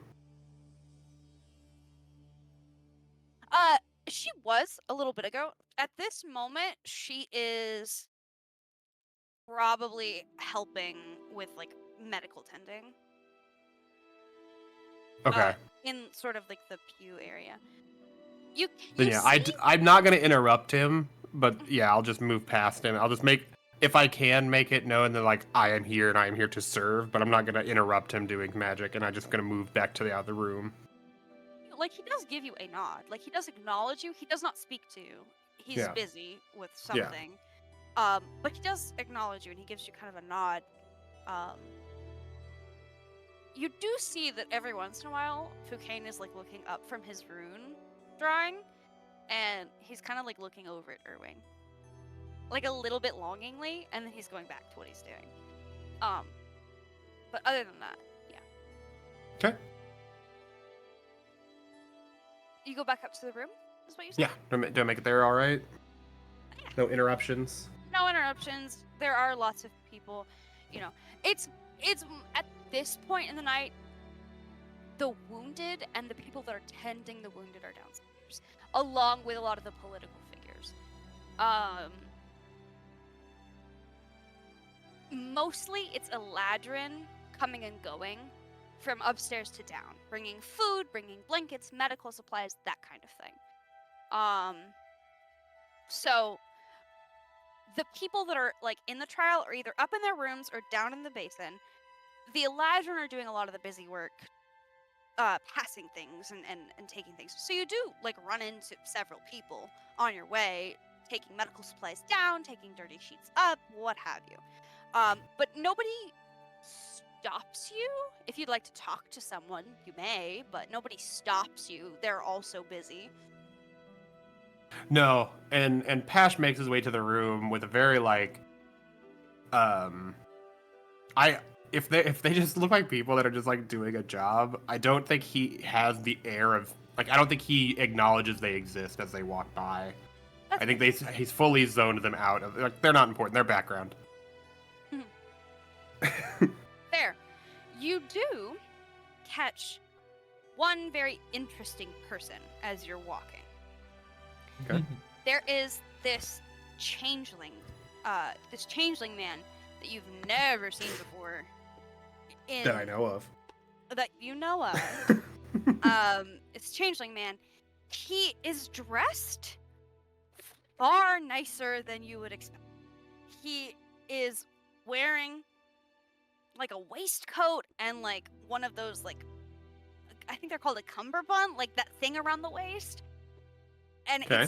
it's like this very luxurious like white waistcoat, and he has kind of a top hat with like a really large like mottled brown feather, and he has spectacles. And as you're walking towards him, he's walking toward you. He's going downstairs, you're going up, right? Mm-hmm. As you pass him, you catch this shimmer cross the spectacle. It's very brief, but you're very tuned in to magic, and it's this like rainbow shimmer across the spectacles, and then I it's know her. gone. Oh. God, you fucking weeb. Sorry. It's very strange. You've never seen this person before that you know of, and like nobody in Fior that you've come across has been dressed this way. Nobody in Marwas is dressed this way. It's mildly interesting. Telepathically, just some people just do way too much. You hear Deidre chuckle. What's with his glasses? Right? How do you even see out of those? I don't know. Do you make your way up to the room? Yeah. Make your way up to the room. It's very simple. There is a actual bed that somehow survived. And then there are several cots and there are stacked bedrolls just in case there's not enough sleeping space. In the corner, there are sheets. There is a small plate of like dried meat and dried food on a little table. There are some medical supplies set out should whoever is staying in this room. Whoa, dude! What Not is me. that? Thank you. I'm orange right now. Should you need medical supplies, they did hold a room for you, but before they held it, they didn't know who's going to be here, so they just have some stuff. Mm-hmm. Like just general supplies for people who might have needed the room before they knew they were holding it for you. Very simple. It's what they could get together from what survived the coup. Okay. And yeah, that's it. Cool. First things first, I'm just gonna climb up onto the bed. Just gonna stake my claim right there. That's fair. It's a relatively, for like a person-sized person, it's a relatively small bed. It's like maybe akin to like a twin. Oh yeah, For it's you, huge. For you, it's quite comfy and large. Yeah, it's massive. Spread out. But for like a person, this would be a smaller Yeah. bed. It's quite comfy. All the beds in Item Mule have been very comfortable. Mattresses are like down feather mattresses, like they're very comfortable. The blankets are not as elaborate as the ones from your previous stay. They're like just white blankets, simple. Probably a lot of the cloth and fabric didn't survive because there was a lot of acid and fire going on. A lot of the cloth and textiles didn't survive, so they probably had couriers bringing things in from nearing towns, and this is just what they could get in such short notice, right? But it's very comfortable and it's reasonably soft. Yeah. So I'm just kind of sitting on it at this point, just because I was like, I'm not. Just in case people come up here and we end up talking stuff, not like crashing immediately, but I'm sitting up there, kind of staking my claim on the one bed we have. Deidre, so I know that was a lot, and I apologize. Didn't have the forethought to have you hide or come, inside or anything. Do you know what? Are you caught up? Do you feel comfortable knowing what's going on tomorrow? There's going to be a lot of people. Is she inside or outside? Right now, she's outside. Okay. She kind of props herself up. Are you sitting on the bed like cross-legged? No, I've got my feet dangling off the edge. It's on the floor then. Like cross-legged, kind of just like how a normal child would. And you see that kind of permafrost emanate from where she's sitting.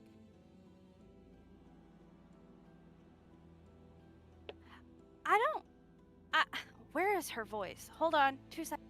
You got it. Take your time. It's been so long. This isn't Pash voice, but it's close. It's pretty close. I don't really know what I feel. Is that okay? That's totally fine. That's very real.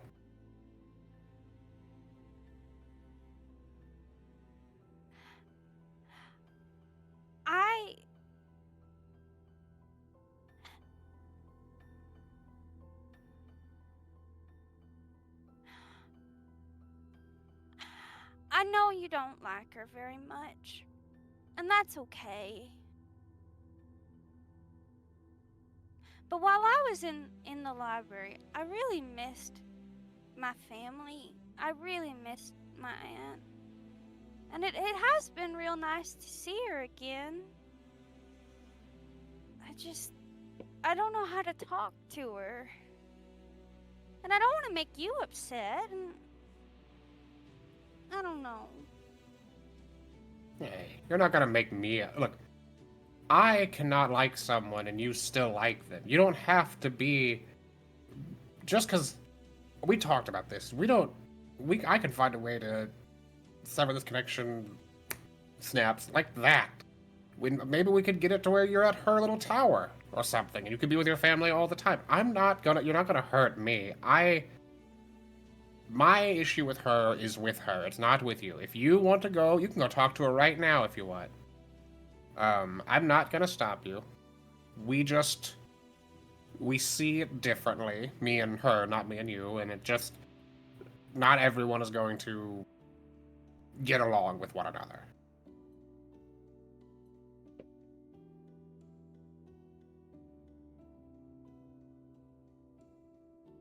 I want to help. I don't want to be stuck in another building forever again. I want to help. I have been in a building forever. And I'm sure she would. If we talked to her, I'm sure she would travel. I'm sure she wouldn't just stay in her house. I'm sure she would give you this kind of moving around if that's what you wanted. I don't want you to feel like you are, stuck with this group of weirdos that we seem to be following around right now. I like this group of weirdos. I don't know. I don't know. They're all right. Some of them better than others.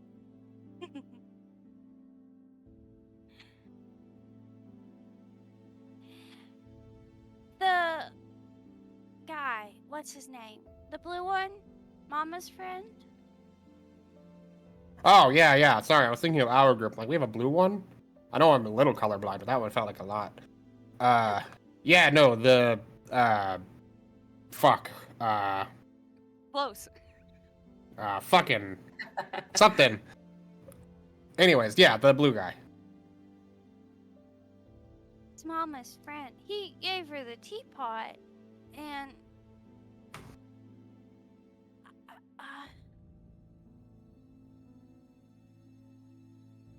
he just looks like her.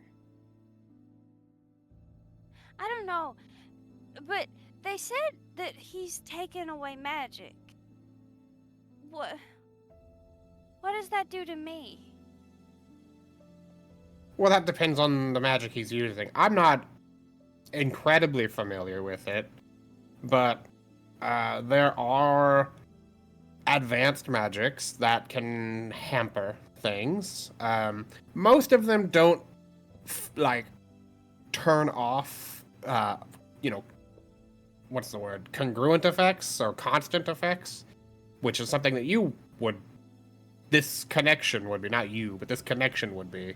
It might force you into, and he taps his head, like, up here, unless you are already outside and you just don't go in the circle. Like, if you were to wait up here during it, or wait on the outskirts of it, you would probably be fine.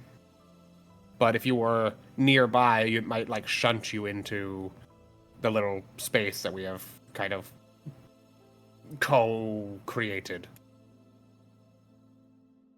So it won't kill me. You're already dead. Right. I forgot Yeah. about that. Yeah. Again. It won't kill me again.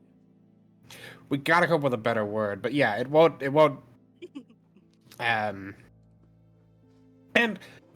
okay. This isn't, this isn't the most calming thing, but I'm trying to treat,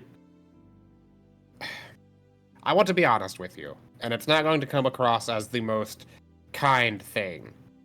If you are discorporeated, if you are taken apart, if you are reduced to magical essence, your being is tied to my weave currently.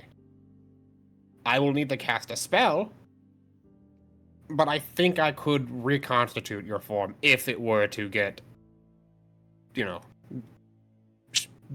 dispelled. You can see her processing this in the most child way possible, where she's just looking around, and every time you're discorporeate, cast a spell, she's All right, okay. I see that you're very confused. pulling back a little bit, and her eyes go wide. My Okay. head hurts. Do you know how to spell your name? Yeah. All right. And I with a flick of my wrist, my little burning quill comes out. All right. I'm gonna write Deidre in the air, just like write it like I'll write it on. I'll cross my leg and I'll just write it on my leg. I'm just like, all right, look, there you go, Deidre. We're gonna pretend this is you, and I'm gonna flip Okay. the quill around. This is the circle, and I'm gonna wipe her name away. Okay, you're gone. You're erased. I flip my quill around again, and I write it again. And I just brought you back. Basically, I'm pretty sure I can do that. I don't love your usage of pretty sure. I'm pretty sure about a lot of things. I'll trust you, I guess. Look, pretty sure that's about as sure as I can get, if I'm being honest. About anything. She shrugs. She seems to accept this.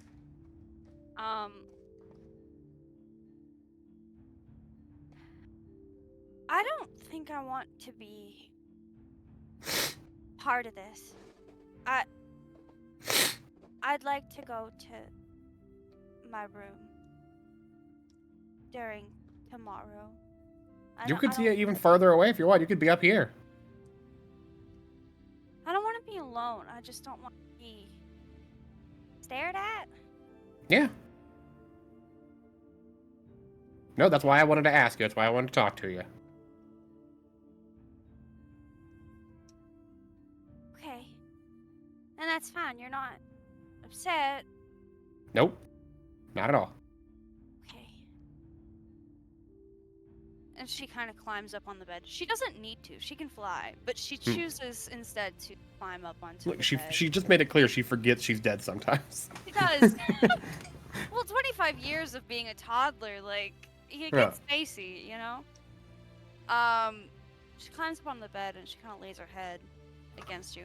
It's weird because, like, her head, you've experienced this before, but her head kind of sinks into your skin a little bit, like about an inch, before it stops. There is something solid there, but there's like this ethereal layer over top of it. It is unlike any sort of ghost you've ever encountered, if you've ever encountered one. But it is a constant like shock to feel something solid every time she touches you. There's always this like, and like your shoulder or wherever she kind of lays her head, it's very cold. It's nothing you're not used to, but it's very cold, and that permafrost kind of spreads out over your clothes and skin. Mm-hmm. And she just kind of like sighs really deeply and just like lays against you. It is very clear she's trying to keep good spirits. Spirits. She's trying to keep in good spirit and she's trying to appease. But it's very clear that this whole thing has her a little shaken and a little overwhelmed.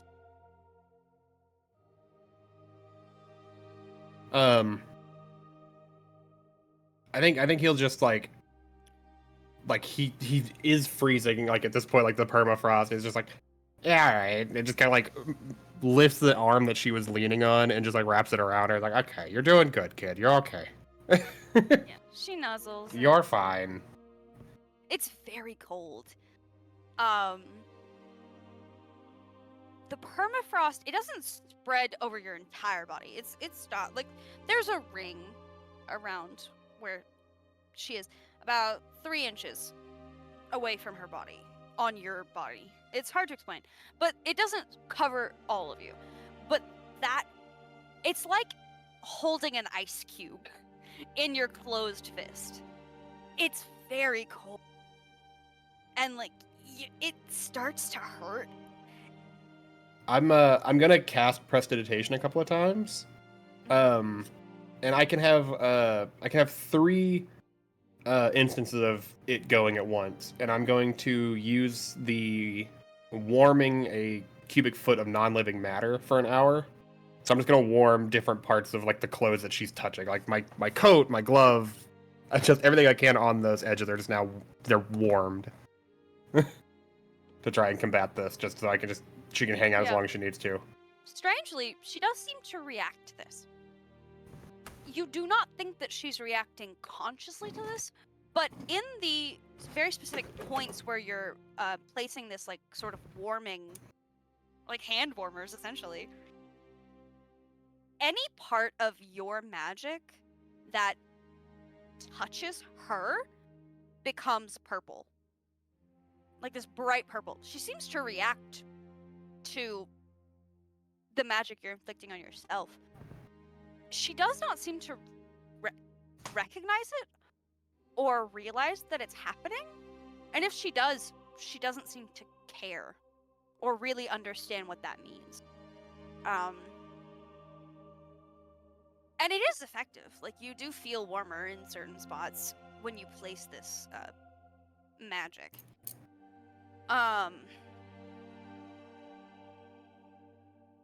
After about like 30 minutes of this, she kind of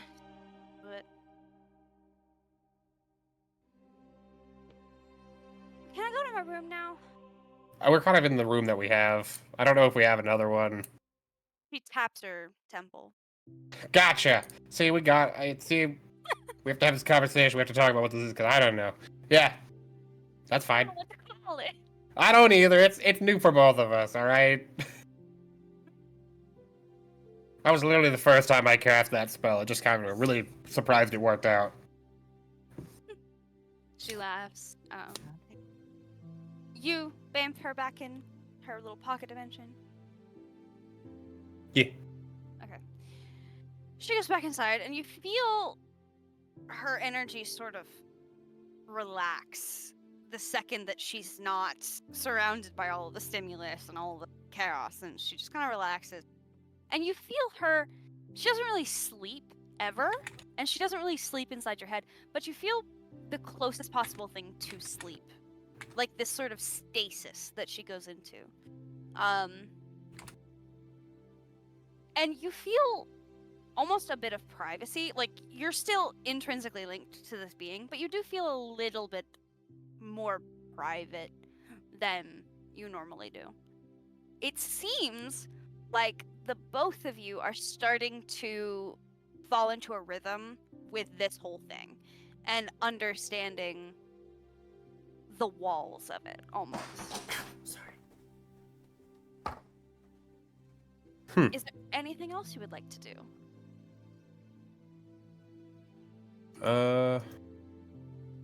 I don't believe so. I think that was kind of everything that I wanted to get out of the way, at least until people start showing up. But I'm not gonna go out of my way anymore. I think I'm good to just Awesome. hang out up here. Rena!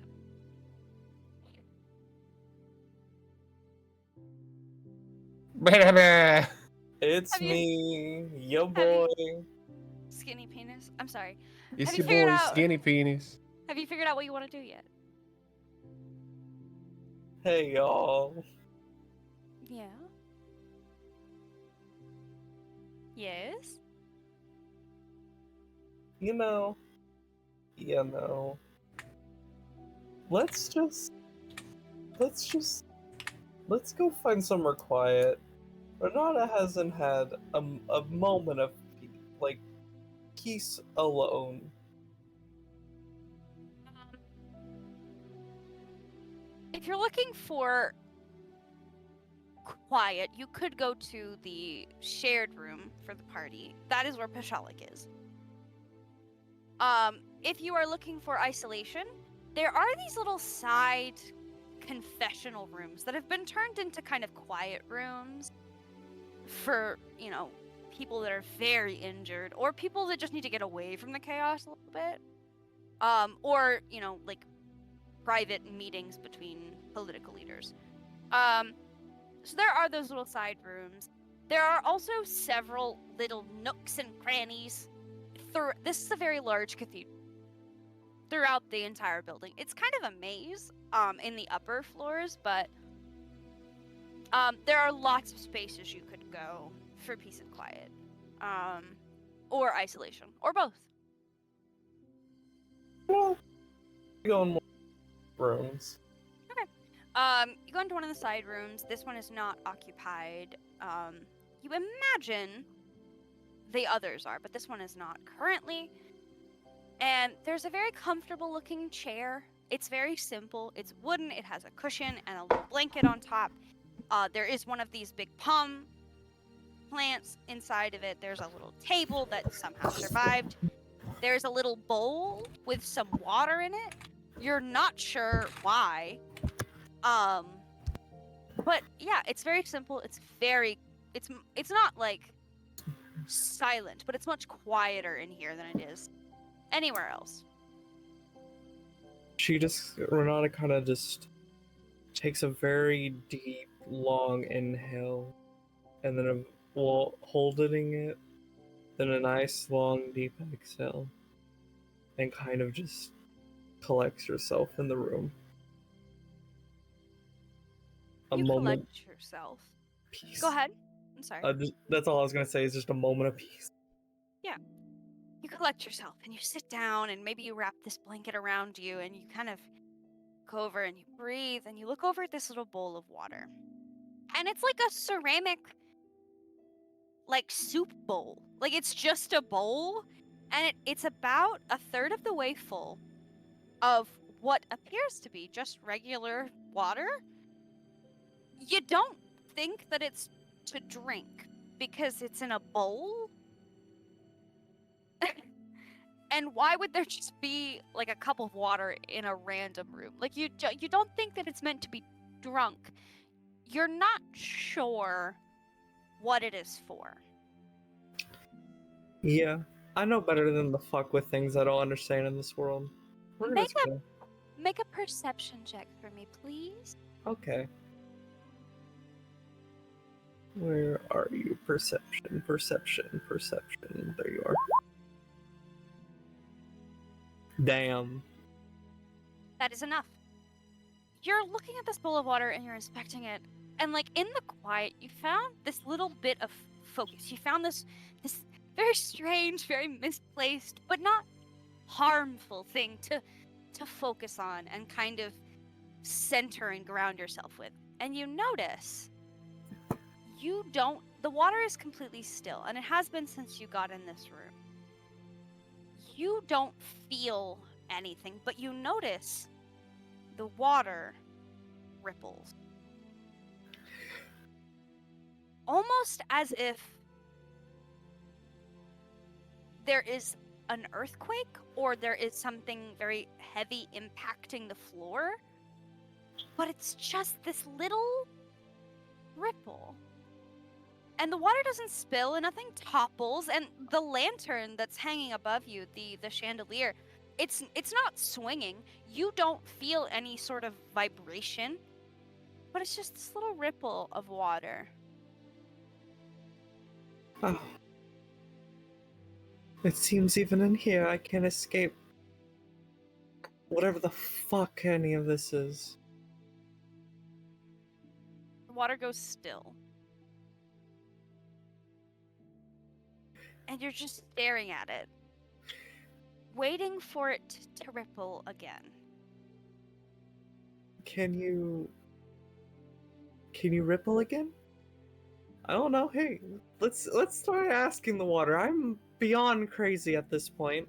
Make a persuasion check. Okay. We're just talking with a bowl of water at this point. That's enough. It ripples. It's a little bit more forceful this time. It's like the difference between like very lightly tapping the side of the bowl of water and actually like dropping something into the bowl. There's a ripple. Okay.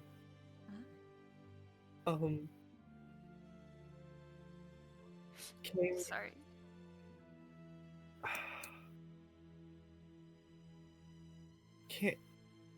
Can you hear me?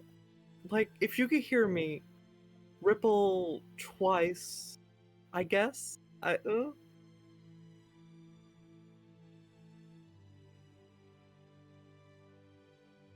Make a persuasion check again for me. We're just gonna keep fucking with the water. What have you Sorry. brought me to? You picked this specific room. 9. The water does not ripple, but you are suddenly shocked out of your like laser focus because the plant in your room releases that pollen. For the first time since you've entered, it releases the pollen. And it's not a very loud sound, but when it releases, it does make a sound, and it kind of jolts you out of your trance. And you look over at the plant, and you notice that the pollen, right before it dissipates, it seems to settle in a human-esque shape. Ah! Who is in this room? Please? I can't handle any more weird shit for just a moment. I just want peace. Who the fuck is in here? You hear a voice. Ah, fuck. And the invisibility spell drops. And you see a very, very fucked up Chaplain Volkov standing before you. He has nearly half of his face is just covered in very fresh burn scars. Very clearly acid burn scars. Most of the fur on one of his legs is, for lack of a better term, melted off. He looks extremely fucked. And he looks at you. Do I recognize you? Do I know? I might have seen you at some point. I'm not really keen on remembering faces. I'm a little too scatterbrained for memory's sake, and if I know it may be rude to say you do look a little worse for wear. Are you okay? Fucking no. I'm not. Can you do me a favor and not mention that I am here? And just like that, he is invisible again. Yeah, I'm probably just gonna forget it anyway. It's fine. I won't mention it. I have a question. I'm just gonna curl Can up. Fallon hear them speaking? She's like right next to that room. There is a stone wall between you and this interaction. Make a perception check at disadvantage. Cats have really good hearing. They do, but there is a stone fucking wall between. Stone is very thick. Stone is very thick. Whatever. You're locked in with Lakobo right now. You don't hear fucking shit. I'm basically arguing with her, to be fair. Yeah, you're locked in. You're not hearing any of it. The door, interesting point. As you say, you will probably forget this interaction. The pass-through door. This was originally a confessional. There is a door connecting these two rooms. The door opens and then closes. And you feel like you're alone again. I am going to just wrap myself tightly in this blanket that's on the chair and just start cradling, just rocking myself in the chair. I'm just nothing happened. Nothing. Everything's fine. We're just gonna pretend like that was nothing. I had to pick the one room. Oh, okay. That was very lucky on your part, by the way. Anyway, with all of that, that ran a lot longer than I thought I would. I just thought that I would give you guys a nighttime routine. Because you didn't go in last session, and I don't know. Anyway, with all of that, I will read all of that in a minute, Logan. I'm putting this here so I'm not saying it. Why do you keep calling me out here?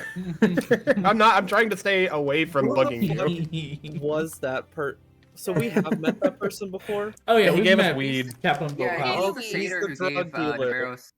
Yeah, he gave Nabarros and Pash weed. Oh my god. Yeah. Okay. Yeah, he I made thought he was Pash not have dead. legs. Like, Well, to be apparently honest. he's not dead, but he's very acid burned. I can want to go know. invisible.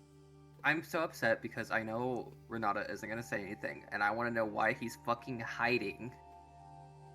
Yeah, I feel I don't like know. Nabarros over was there? anything would want to heal him. So like, Nabarros would be like, no. That's why I wanted to roll the perception check, because I really wanted to walk in on them. That's fair. You just. I Yeah. forgot about ever like offering any kind of help. I was too caught off guard. Well, a man just appeared in the room. Yeah, no, I that's don't- Yeah. that There's would be no very rational Renata. thought there. Like it's There is a there's- rational thought, but I respect that Renata would be the one that doesn't have it. Well, no, it's Um. it's just very interesting, and it fits Renata's character to be like, what the fuck is happening? I don't Yeah. understand. For I'm Renata, like I'm uncomfortable. saying, it makes perfect sense. The rational thought is to attack this motherfucker, because there's no reason to be sneaking around and still be here. Yeah. Okay, that's Um, rational for Pash. Or in Fallon. That's rational. I don't know if That's Logan rational. This dude is sneaking around after all this without anything. That's fucking sus as hell. He's Mhm. been friendly to us. He surely has his He reasons. did give us weed. Nabarros would want to help him and also ask for more weed. You did ask around. I do remember this from last Yeah. session. You did ask. Nobody has seen him. Mm-hmm. He's been sneaky. He somehow has access to the invisible spell. None of you know this Maybe. except for Renata. But anyway, Well, um, maybe he knows something that we don't. maybe. So literally, I was like, oh, please don't go in that one specific room. And then Renata went into that one specific. Fuck. Okay. Yeah, well, Like, we're doing this now. You know, whatever. And that died with me. It's fine. With all of that, after your interactions, it is getting late. People are filtering out. The wounded are being moved to rooms. Many of them are stable enough to be moved at this point. And you all find yourself exhausted. Like, the adrenaline of the day, it just weighs on you, and you do eventually find yourself either in the shared room for all of you or in another area that's more isolated for you to go to sleep. That's up to you. You all get a long rest. And you are you all in the same room?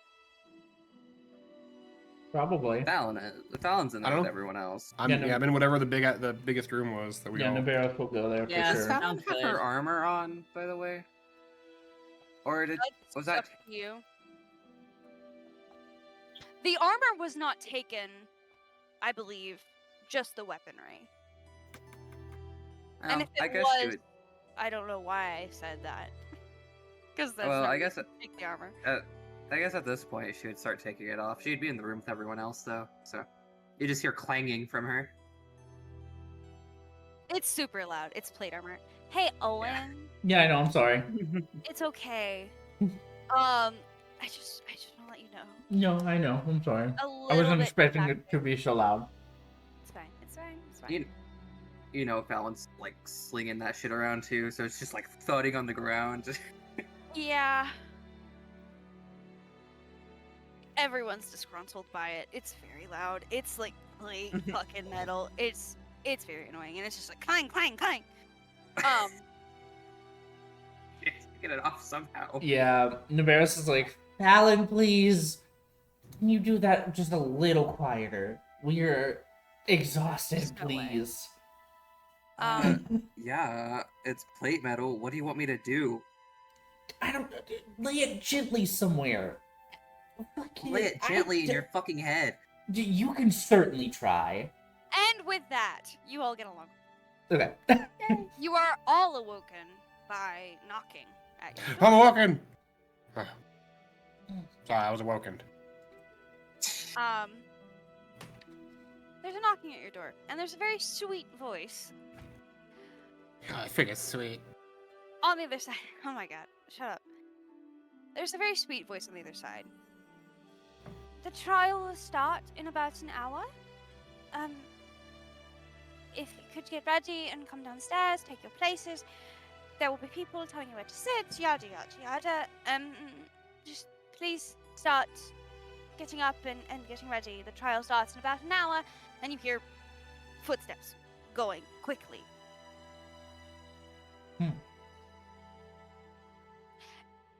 It was Lady Irving. You would recognize the voice. I don't know why I was being so cagey. You would recognize her voice. You've talked to her before. But yeah. For the interest of time, you all start getting up, groggy and tired, and your muscles fucking ache because you've been tensed for days without a break. Muscles ache and you're tired and you feel gross. You start getting up, you get, your nicer clothes on, assumedly. You don't have to. Yeah, I'll put the vestments that I wore when we came into the dinner or whatever. I'll wear the same vestments. Assuming they didn't get fucked up, Valen will wear the dress she had. Yeah, Navarros is wearing the same thing, but Navarros has worn the same thing since the Rat Queen night. So their jacket that they wore was gone. It was made into the mask for like the spore, the acid stuff. So they're just wearing like the like A little fucked up. button-up shirts, scuffed, and then the long pants that are also Yeah, I fucking can't remember. scuffed. Like, I'm sure Valen's dress is all sorts of fucked up. I'm sure there's some tears and stuff in it, but it's all she has, so. It's nicer than your traveling clothes, and it is a trial. It's very important. Pasha's is perfect with no blemishes, stains, or anything because I clean them with prestidigitation and I mend them with mending. So Mending, my favorite spell in the game. they look pristine. Yeah. And you all get dressed and you kind of get up and shake off. And you do not have your weapons with you. Your weapons were taken the night prior. As you are walking down the stairs to go to the sermon area, the main chamber of the cathedral, you hear chanting from downstairs, and then the magical ones feel this, like, almost like a punch in the gut. It's like getting the wind knocked out of you. You're not hurt by it, but you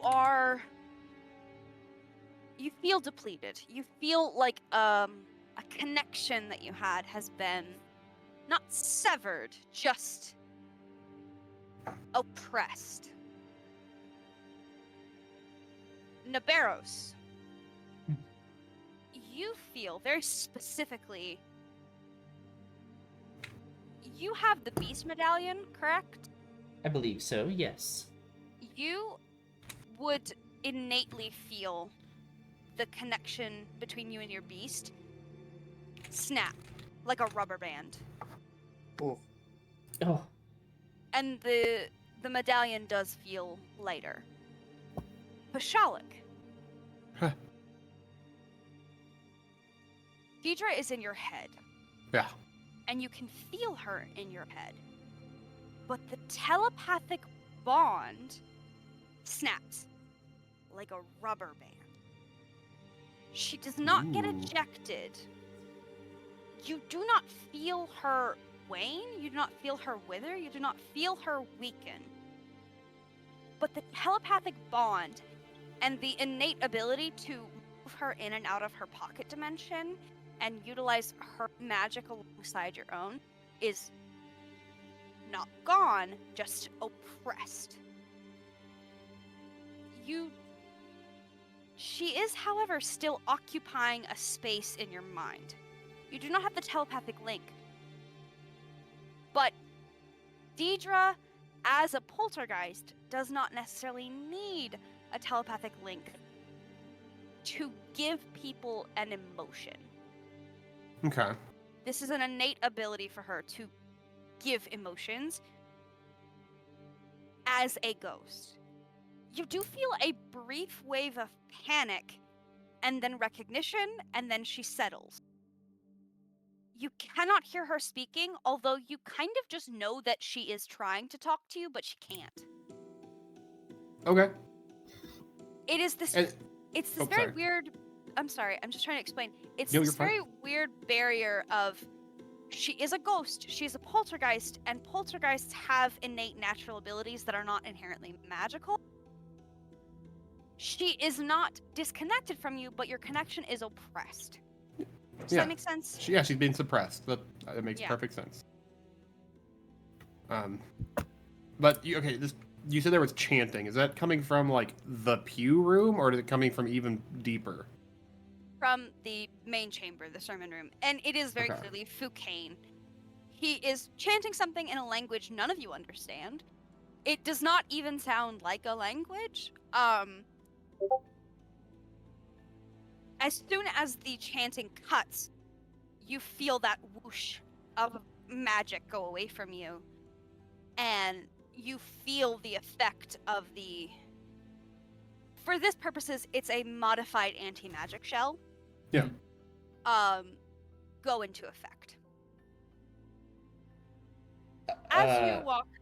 Oh, go ahead. Sorry. Okay. I feel like as we're walking and Naveros feels it, like feels the snap. I feel like they look at, kind of the rest of the group, depending on where, they're standing. I feel like Naveros would ask, or I guess state, guys, I don't know if we're ready. I don't. What do you What? mean? I don't think we have a choice here.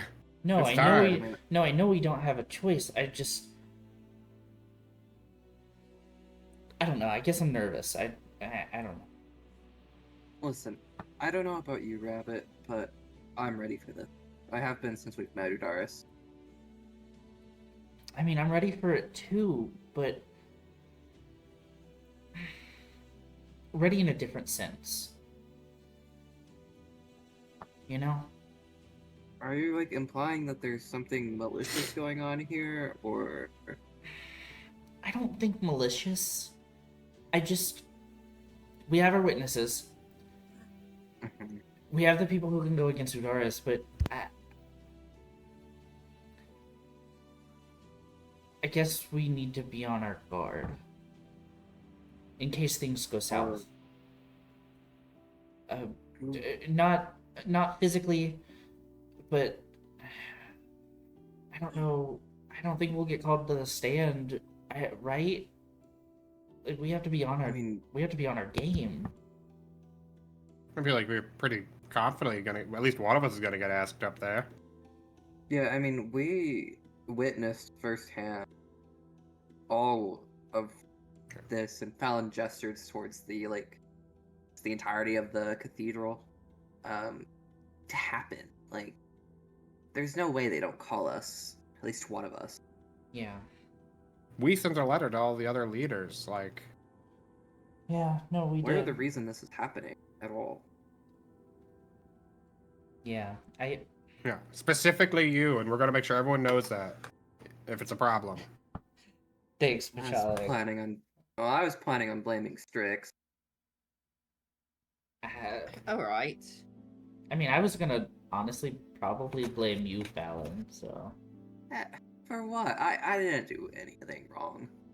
I mean, if the plate armor is any consolation, I feel like you're very loud and boisterous, and you kind of get us into a lot of trouble. So. Hey, I mean, Pashlik sure is smaller than me, but he gets us into plenty of trouble too. He yelled at Lakobo for no reason. After she manhandled me. That's also not a world leader. She did do that. Okay, so what? I yelled at Udaris. I yelled at the one who was corrupt. If I'm gonna yell at any world leader, I yelled at the correct one. Yeah. You didn't know she was corrupt, though. Yeah. She had rancid vibes. Like, I could tell. I'm sure you thought I that, but I don't just believe that. okay. You I guys are guess- singing her praises, and yet here she is on trial. No one sung her praises. We told you to stop being a dick. Yes. That's different. Regardless, I don't know. I think she's probably the most attractive person we've run into outside of Marwas. So fair. No comment. Regardless, she had this real big, intimidating thing. I was here for it. regardless, There's a regardless. child in your head. Yeah, she can't. She can't talk, so she probably can't hear me. Pash says unbelievingly to himself. Weirdly, you do kind of feel that is true. Fair. Hey. Can't talk to you. You feel like you can't really talk to her. Regardless, we have It's to mostly get our. because she's not an elf. I swear to Fioria, Pachalik, I'm we just have saying, to get it our gets story tired. straight. We have to get our story straight, right? I mean, yeah. We have to be on our I'm sure game. this- Yeah, I don't think this We is a never necessary prepped. thing. We never prepped. So Why would we Navarro's need is. to prep? We're all on You- board, right? So we do I mean, feel we're like on board wondering- for the most like basic part of this. You don't. Do you realize that this is the fall of not a great person? If we fuck this up, what's gonna happen? I know you, Fallon, are like, then we won't fuck up. Sure. Fine. But what if we do? Right? Navarros, you feel a very soft, very cold hand on your shoulder. You turn, you reel. You're in this moment, you're heated. You see Lady Irving standing behind you, her hand on your shoulder.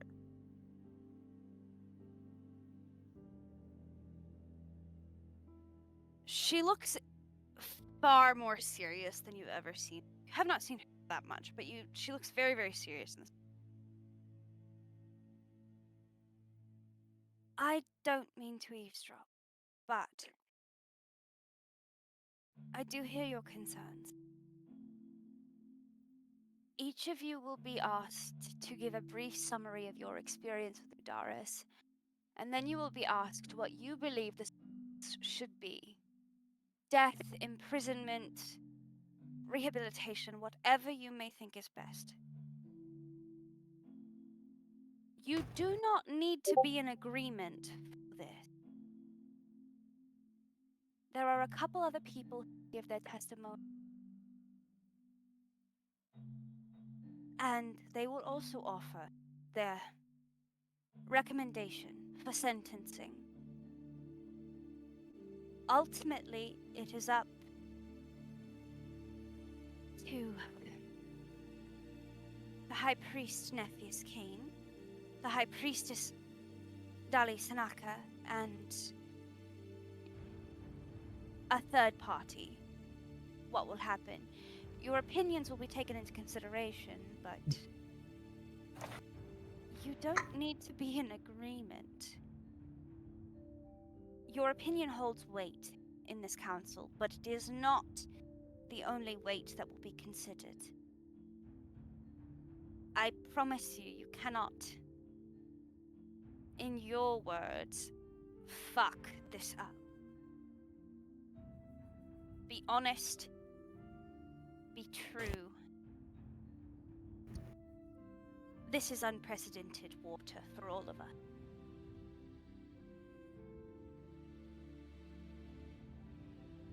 May I ask? Yes, but quickly, the trial is about to start. She's already found guilty, right? Guilt is not in question. It is the sentence we are deciding. Sweet. All I needed to know. Thank you. I think with that question, Fallon, and that answer, Navarros, you can see that, their shoulders were kind of like high up. They were very tense. And they exhale and their shoulders fall. And you see like a stress tear fall, and Navarros goes, "Okay, good." You Good. all hear bounding down the stairs. Gotta go, gotta go, gotta go. We're late, we're late, we're late, we're late, we're late. And you see Erstis. Or Erstix. What did I name him? Fuck, I don't know. I wish I knew, bud. It's I feel like it's not different a every clue. time. I'm just gonna start calling him Eric. Eustace. We're fucking Ursix. Ursix. Sorry. Damn, Shifu. You got a lot of characters, Dim. I'm sorry. No, There's you're so working many through a characters, lot. man. It's okay. Ursaring? Ursix. Oh, I love Um, Ursaring. The summer ladron. He comes bounding down the stairs. He clearly thinks that he is late, and he's not entirely wrong. He stops and he sees all of you. Am I interrupting something? Our rabbit got cold feet. It happens a lot. No, Fair enough. it's not. No, it's not cold feet. I thought this was a lot more intensive than it actually is. I'm good.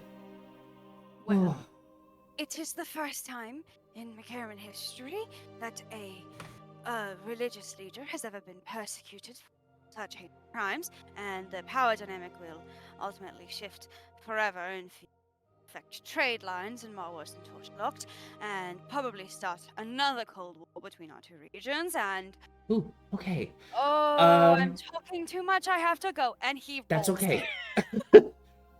into the main chamber. All right. Well, that was him. That was. Okay. That didn't make me feel better. I feel like I'm regressing. Let's just go. That's Ursix, he's strange. We're gonna be late. Let's just go. After hearing that, a cold kind of smirk forms on Fallon's face. That's all. She's just smiling. Her wing very clearly clocks it. She says nothing. She is stressed to hell and back. She ushers you to your seats. You are going to be sitting over here, the five of you. Foucain is in the middle of his room, and he has his arms up, and you see that there are these two massive ice crystals that have formed out of his palms, and they are glowing bright fucking blue as he is concentrating on this anti-magic shell. And every once in a while he's mumbling something under his breath, and he's looking around, and he clocks you, and he gives you like a very smug nod, and then he goes back to concentrating. Pixis, Aviv, Lakobo, Villo, Nikali from the Cat's Cradle, and Ayalu. Sorry, never mind. Nikali from the Cat's Cradle is also sitting over here. Ayalu is actually with Foucain in the rune circle, and Foucain's hands are up, and he is focusing on whatever he's doing. Ayalu is on the ground with her hands on the rune circle, and she is repeating a chant under her breath. It's barely audible. Her eyes are bright fucking gold as she is maintaining concentration. She has clearly been in here. She has clearly been invited to help maintain the anti-magic shell alongside Foucain. Pashalik and Strix, I would say you would clock this immediately. It is very clear to you that if one of them gets their concentration broken, the other can pick up the slack until the first one can reintegrate into the spell. So This it's is insurance. it's basically. insurance. It's a safeguard. It's a fail-safe essentially. And you can see there is this beautiful, like, shimmery mix of gold and blue force field around the entire chamber. The rune circle on the ground is this beautiful mix of gold and ice blue. I'm sorry. There's a lot of characters in play right now. It's fine, it happens. At the front, up here, you see 4 figures. Well, no. You see 1, 2, 3, 4, 5, 6 figures. The first 2 you recognize immediately. High Priestess Dali Sanaka and High Priest Nephius Kane. On either side of them are their respective right hands, Lady Irwing and Ursix. In the middle, however, is a figure that you do not recognize and you have never ever seen in your life. This is a very powerful looking centaur man. He has armor plating covering his sort of horse-ish body. His skin is like this dark cobalt gunmetal bluish gray color. He has this massive, or not massive, but this beautiful mane of like shimmery blackish gray hair. He has a massive decorative sword. It is probably the most beautifully crafted sword you've ever seen in your life, all of you, including you, Fallon, who is literally this sword is easily longer and taller than every single person in this room. The sword itself is about 11 feet long, and it is strapped incredibly casually across his human back, and it's resting against the horse body. He is one of 3 people that you see in this room with an actual weapon. Behind him, behind the entire panel up here, but behind him directly, you see that Udaris is shackled, she's kneeling, and she has this dark cloak thrown over her body, and her face is being hidden and covered. You notice that the shackles are not attached to anything physical. There aren't even chains. Well, there aren't even physical chains. There are actual shackles on her wrists. There are these spectral, like pinkish chains that go from the shackle and connect to the floor. These are magical shackle. You are unsure of how magical shackles exist in a room without magic. That is a question for another day.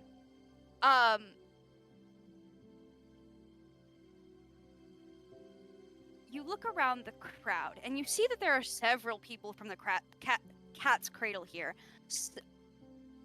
Several Eladrin from every season, including 2 Eladrin from Spring. You met one of them the previous night, or the previous day, and she was very intimidating, and she did not say anything. And they are standing on guard at the door, on either side of the door. There's a second one. She is much smaller and much more nymph-like, but the look on her face tells you she's not to be fucked with. There are lots of people from all walks of life that are here, scattered throughout the crowd. There are regular civilians, there are soldiers, there are enforcers from Block, there are war mages from Marwas. There are a lot of people packed into this chamber. There are 2, however, that you pick out of the crowd immediately because they are both also centaurs, like the one standing in front. One is a female. She has like kind of golden skin and this like speckled body. She has these massive antlers. She also has a matching massive sword on her back. And the third is a male, and he is possibly the most beautiful person you've ever seen in your life. He is literally made of stone. He looks like a marble statue. Made sentient. He's a centaur. He's got this incredible armor. and a third matching sword. These people are the only people in the room with weapons, and they all look very similar. And it is making everyone, possibly including yourselves, but everyone, very uncomfortable. The tension in this room is very, very high. Everyone takes their seats as I'm sorry, I have to turn my music. It's too many things happening. High Priestess Dali Sanaka is the first to clear her throat and speak. Hello, everyone. As many of you may know, but if you are unfamiliar, is High Priestess Dali Sanaka. I hail from the land of... Gathered with me today on this panel for the trial of Primara Udaris is High Priest Nephius Kane of Mawos.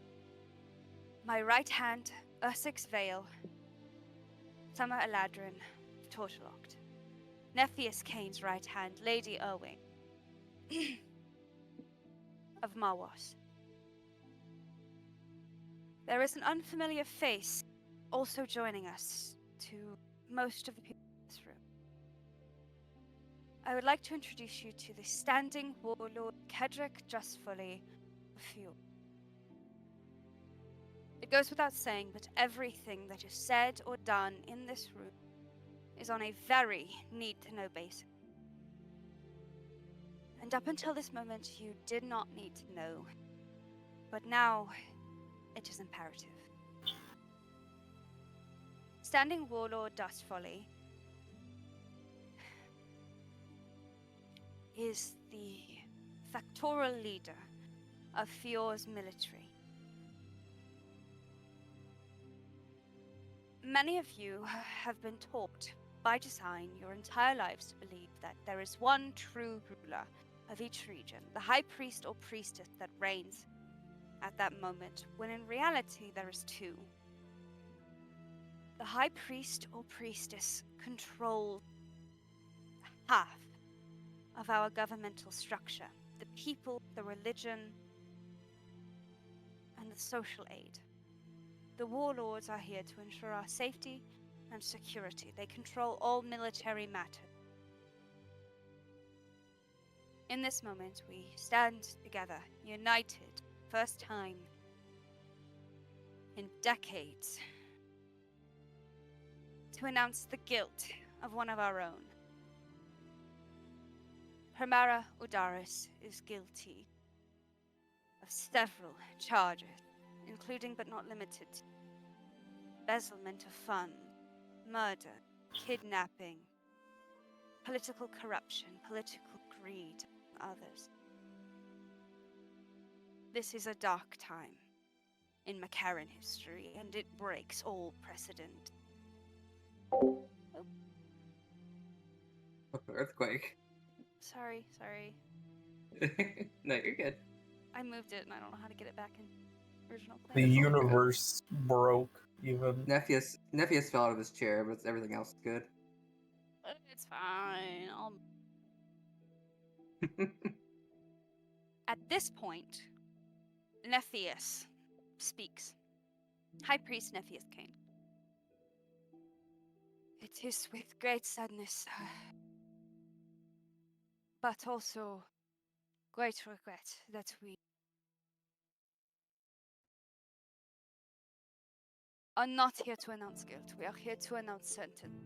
Ultimately, we are not here to decide whether or not Primara is guilty or innocent. We already know fact. It has been admitted to us. On more than one occasion, we have been made aware of Udaris' corrupt reign, and we have ignored the pleas for help.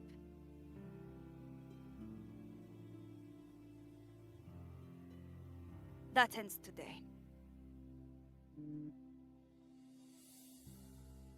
There are several people in this room who have experienced corruption firsthand. We would like to hear from them directly and hear their opinion on what they believe the fate of Primarch Udaris should be.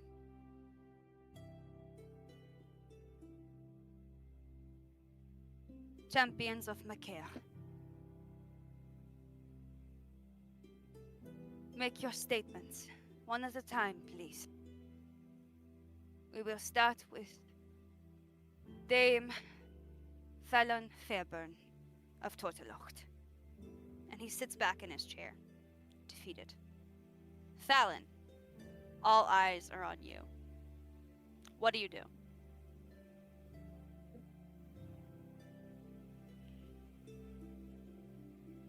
Nat, you're muted.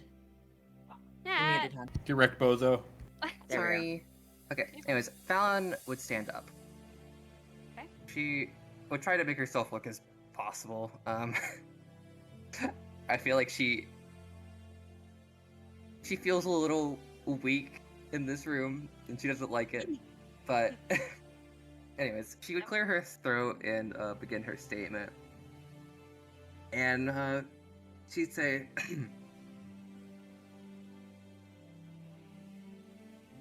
Udaris and I started off on the wrong. I did not want to be in this role. I do not belong in this region. I do not belong in your affairs. However, that said, everything that I have seen from Udaris needs to be punished. She has done nothing but lie and harm everyone around her. Spoken extensively with Miss Lakobo and around her actions regarding this library that we explored. Everything regarding the family there, the harm, lies that were given to them. I won't go into details, but I know personally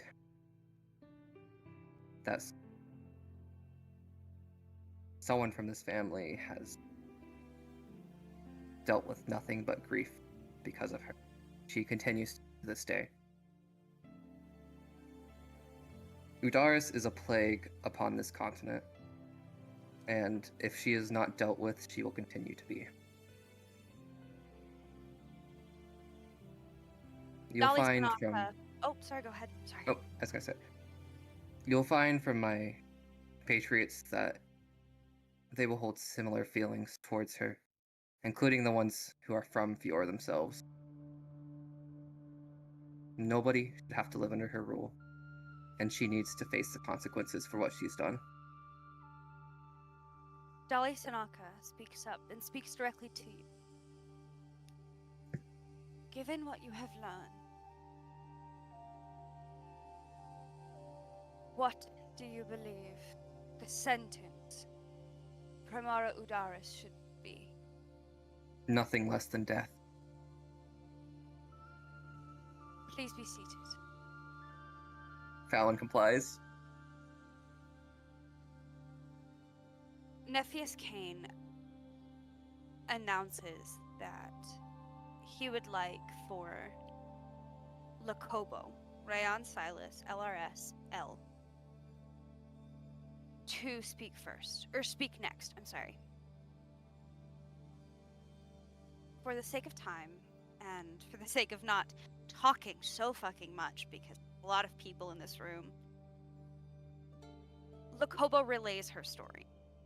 From beginning to now, that it is with every confidence in her being that Udaris appointed her brother to be the caretaker of the library. It's with every confidence that she believes that Udaris was the one who had a hand in meddling Sealy, and basically getting whoever to sell Sealy to her family, to her brother, and goes into great detail about the abuse and the twisting and the warping that happens in the library, and Udaris had a hand in everything.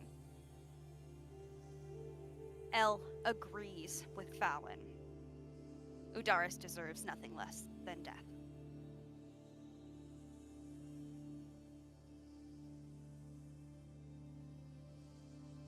Nephius asks her to please be seated, and then he asks Strix, what's your last name? What is my last? Purewing. Pureheart or something? Purewing. Purewing. Purewing. He asks Strix Purewing to please give their statement.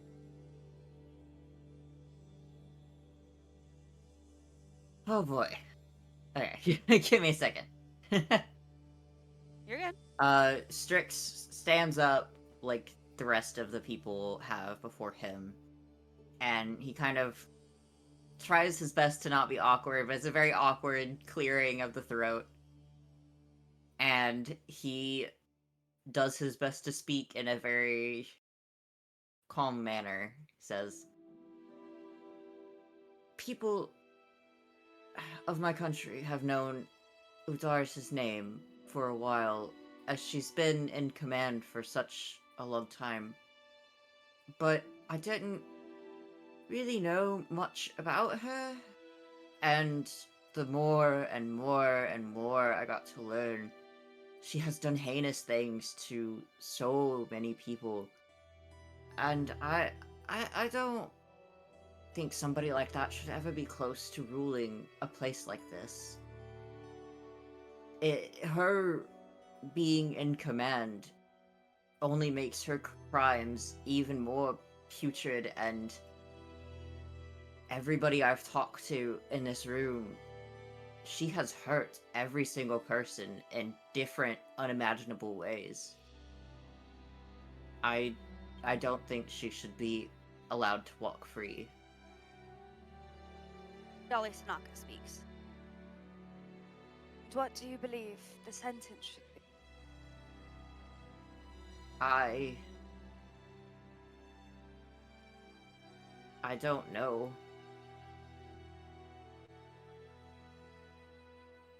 But she deserves great punishment, whether that's imprisonment or death. Understood. Please be seated. Thank you. Strix complies.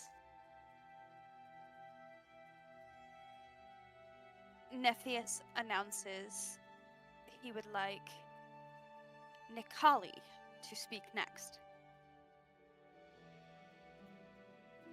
Nikali does not have much to say, but she does say that she was approached by Udaris on many occasions to smuggle things across the border to people that Nikali refuses to name.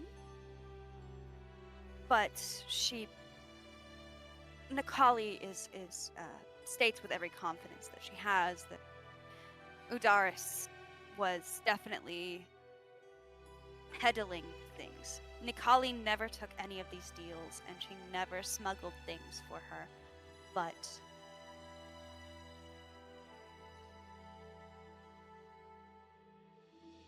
Nikali believes that Udaris' corruption runs deeper than just Fior. Nikali believes that the sentence for this should be imprisonment. He then calls on Pixis. Pixis relays that. I'm sorry. Pixis relays the fight that she and Udaris had. She relays that Udaris has been caught in several lies across the entire time Pixis has known her. Udaris is responsible for the slaughter of many of what she refers to as first people, which is in reference to the Dryad. And Pixis also agrees that the sentence should be imprisonment. He then calls on Niberos, if Owen is back. Yes. Nephius Kane calls on you to please speak and give your statement.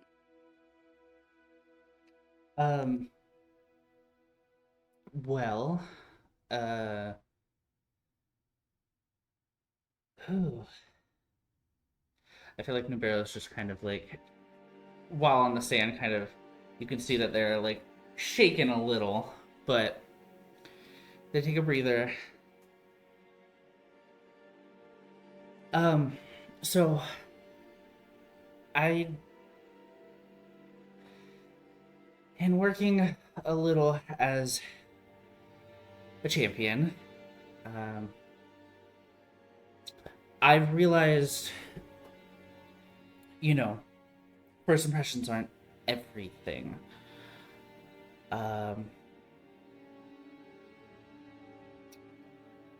When it comes to Udaris, she had a facade of of sweetness, of a nicety, and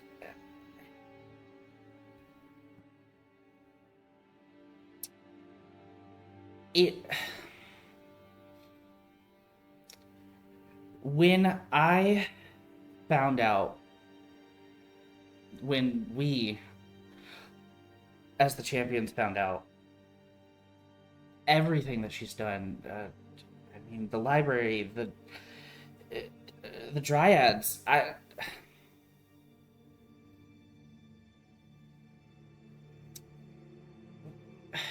it personally, it broke my trust. Everything that she said, I can't trust anymore, and I thought I could help her. I thought that, being a ruler, someone that the people could look up to her, like I thought.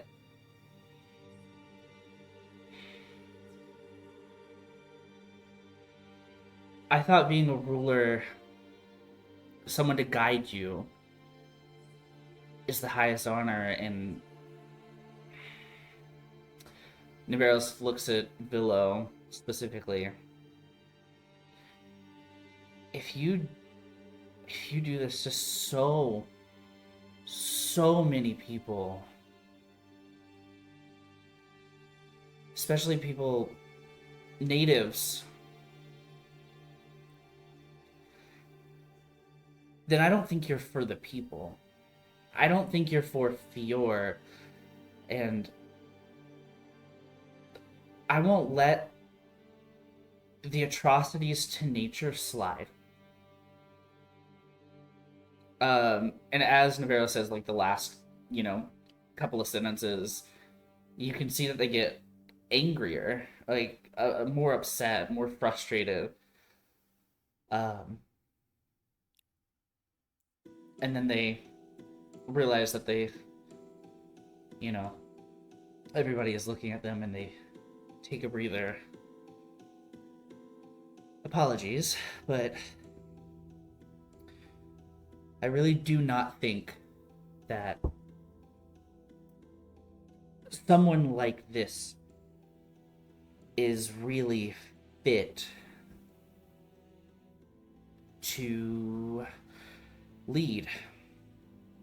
I know it's not a guilt thing, it's a verdict thing, but still, my statement stands. This is a very difficult situation for all of us. It is unprecedented. You do not need to apologize for your frustration or anxiety. What do you believe the sentence Primara Udaris crime should be?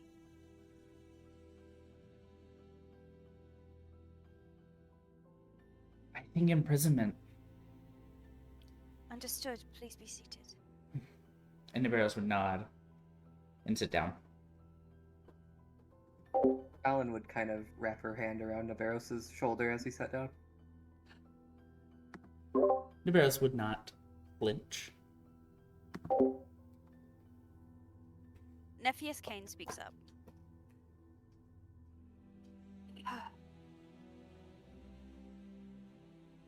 Miss Walker Ranata, please stand and make your statement. Renata kind of flinches at being called, but very shakenly and just kind of stands up. She's very kind of like hunched into herself, kind of very nervous about this. This is god awful for her. Fuck. My my memory is never the best of things that I could count on, but there is the things that have stuck with me are the horrifying things I have learned about her. Um, I, I, I don't know what to say. I'm sorry. I guess my verdict would be punishment of some sort, whether it be imprisonment or death, depending on, I guess, however this goes. I see your anxiety about being called your true name. Once again, everything that is said and done in this room is to know. The people of Machair do not need to know you or anyone else's situation. But in times of crisis, people are often blinded by their own assumption. You are here today because you have unbiased eyes. Thank you for your input. You may be seated. I said.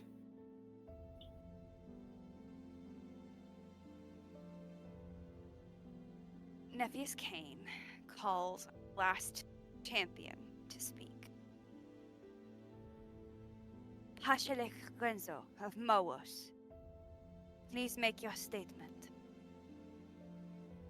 I'm gonna stand, and kind of where I'm at is up here in this corner. I'm gonna walk over to kind of where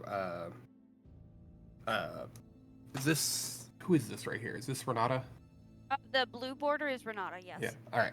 I'm gonna kind of walk to the side of Renata here, and just talking as I'm walking. I'm gonna pull up it again. I am a man of faith as I can be, of lesser halls and smaller altars than what we have here, and I have come not to bury Udaris or to praise her, but to speak the truth plainly before the gods, the goddesses, and us mortals. She was a voice of the divine, a pillar, and as I'm walking, I'm looking at like our other high priests, as we have many. And I turn to see like all the people in this place, not of stone, but a pillar of salt, tall and shining, yet crumbling the moment rain took its time to fall. There are some here who knew her in her glory, who broke bread at her table, who bowed heads at her altar, and I do not fault you. For deceit has its finest robes when it dines in the house of faith. But what was she? A steward who emptied her vault? A shepherd who sold her flock? Or a priestess that prayed with one hand and stole with the other? I'm not here to say she did nothing good. Even a poisoner brings water to their feast. Even a liar tells tales to those who would hear them. You call her a high priestess, and I call her what remains when virtue is worn thin by greed. When faith is faked long enough to be mistaken for truth. She is not here to answer for anything. Of course, she is not. The guilty rarely linger in the halls where they ruled. And I continue walking my circle back around to my seat. You notice, I don't mean to interrupt, but you You're good. notice every time you make any movement, the warlord in front, Kedrick Drestfolly, tenses. and it looks like he's gonna reach for his blade.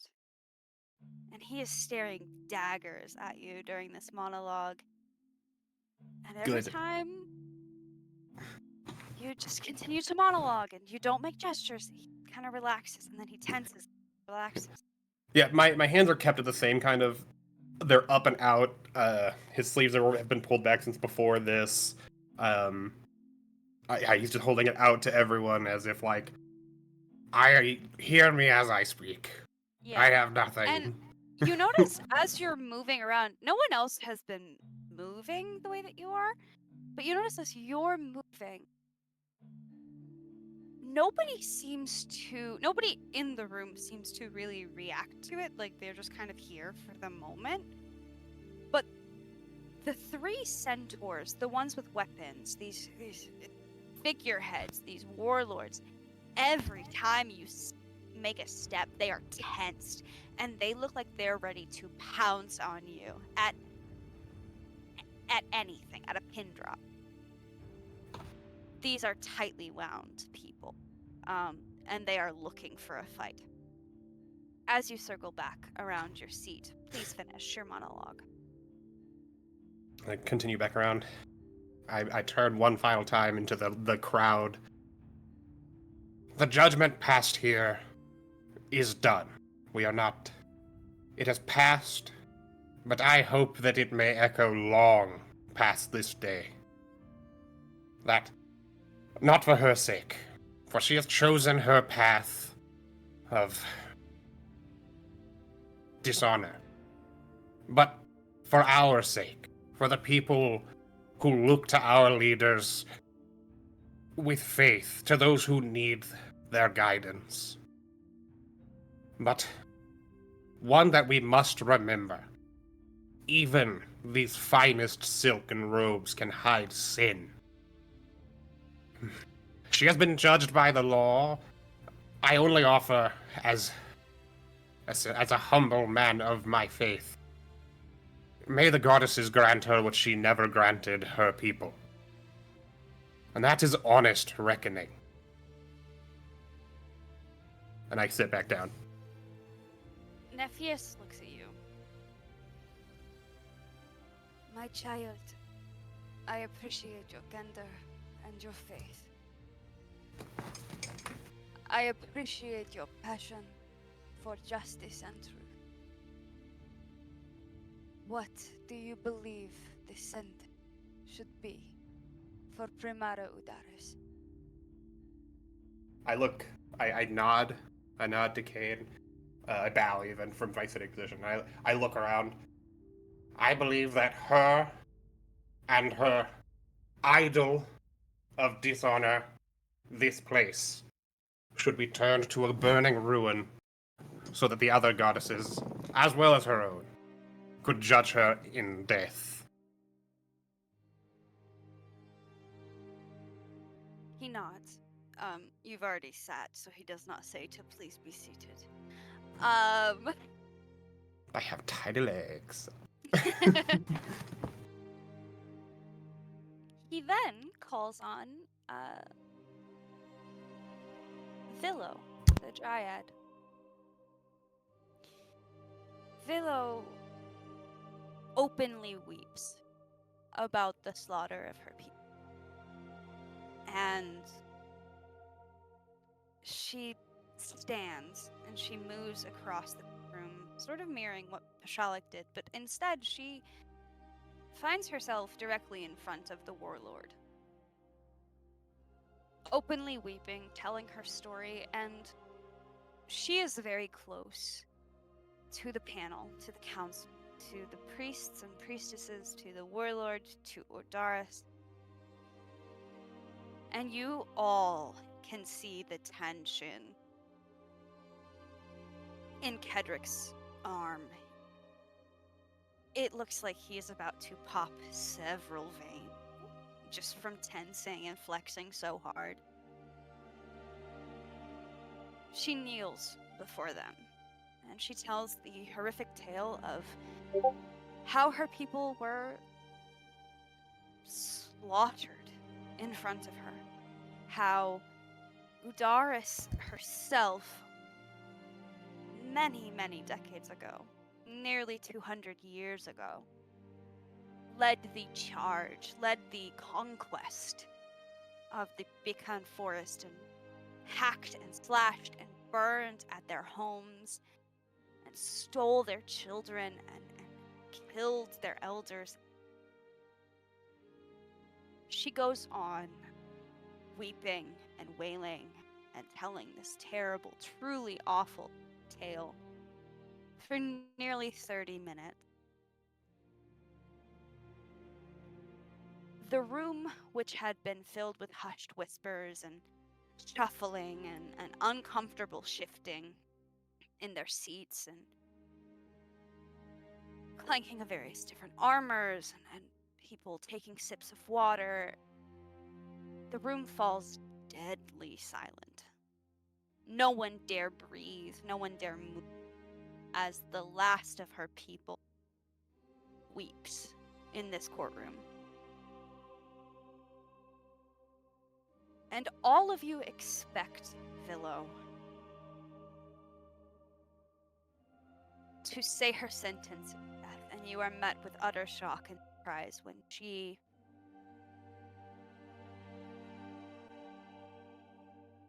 reveals that she believes that Primara Udaris should be banished. Not killed, not imprisoned, just banished from Fior, from Tortaloct, from Marwos, from Care. People gasp and people clear their throats and look confused, and Dolly is the first to speak. She asks what that would look like. What does that mean? And Villo reveals that she believes that Udaris should be cursed to never set foot on Machair soil ever again. Udaris poisoned it and should live out the rest of whatever life she has in the water, in the ocean.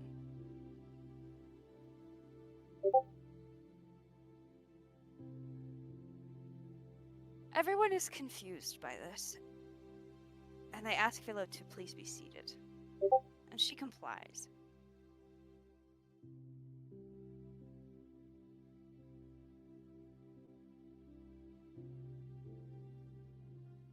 The warlord, Kedrick Drustfolly, finally speaks, breaking the deeply cursed silence.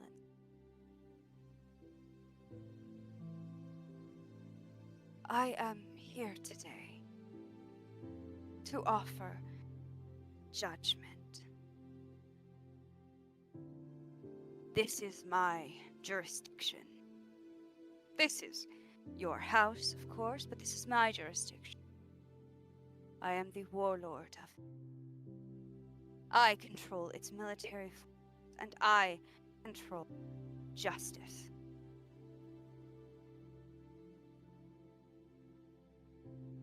Your opinions will be weighed heavily. But I think we all... what fate will befall the former High Priest, Udaris. But another matter still remains. There is now a power vacuum in our Fior. He looks across the room expectantly and smug. Who shall fill it? Me and my compatriots must deliberate and weigh these options with a fine-tooth comb and a scale of gold. Deliberate amongst yourselves of who you think is best fit to rule. And in the stead of a high priest, I will be taking full control of Fior. Temporarily, of course. We will recess here. And they all stand. The panel stands. And they, the two Eladrin, Erwing and Ursix, grab the chains attaching Udars to the floor, and they drag her out. The room immediately erupts in chaos and cacophony. It is madness. People are losing their heads over the fact that the people are being given the opportunity to give their opinion about who should be appointed the next high priest, and the fact that a warlord that they didn't even know existed is now taking temporary regency over the region. It is chaos in the courtroom right now. What do you do? How does Lakobo look in this moment? She looks sick. She looks like she's about to throw up.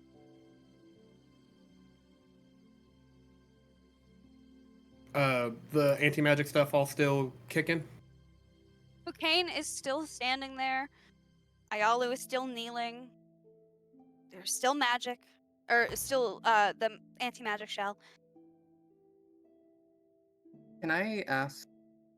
I don't want to interrupt, but I feel like I have to. I'm sorry, but it is getting late. How much longer do Yes. you plan? We are going to end the session here very, very soon. I would like to know what you're all thinking, what you're all doing, and then we will end. Okay. If that's okay. Yeah, no, that's Um, perfect. Shalik, you asked about Lakobo and the Yeah, anti-magic shell. And you answered. Magic's still up. Lakobo's just right over there, kind of sick. That's everything I needed. Okay. In this moment, what are you thinking? What are your thoughts? What are your feelings? What is written across your face? I think that I think he has a very a very passive face. There was probably a bit of shock when they first revealed that there are two leaders of each continent or each country.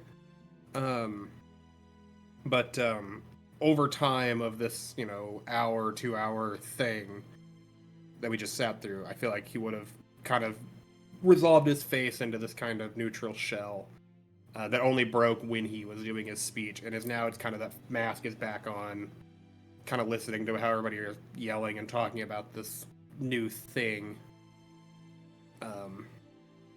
Yeah. Niberos, what are you thinking? What are you feeling? What are you doing? I feel like Niberos, honestly, their whole world has kind of flipped upside down once before, and it's doing it again. I mean, they look at Villo, they look at Nikali, they look, at the champions, and look at Fallon as well, like specifically Fallon. God, Kind why? Um, Well, you did put your arm around me, so Niveros is That's looking at you, being like, what the fuck?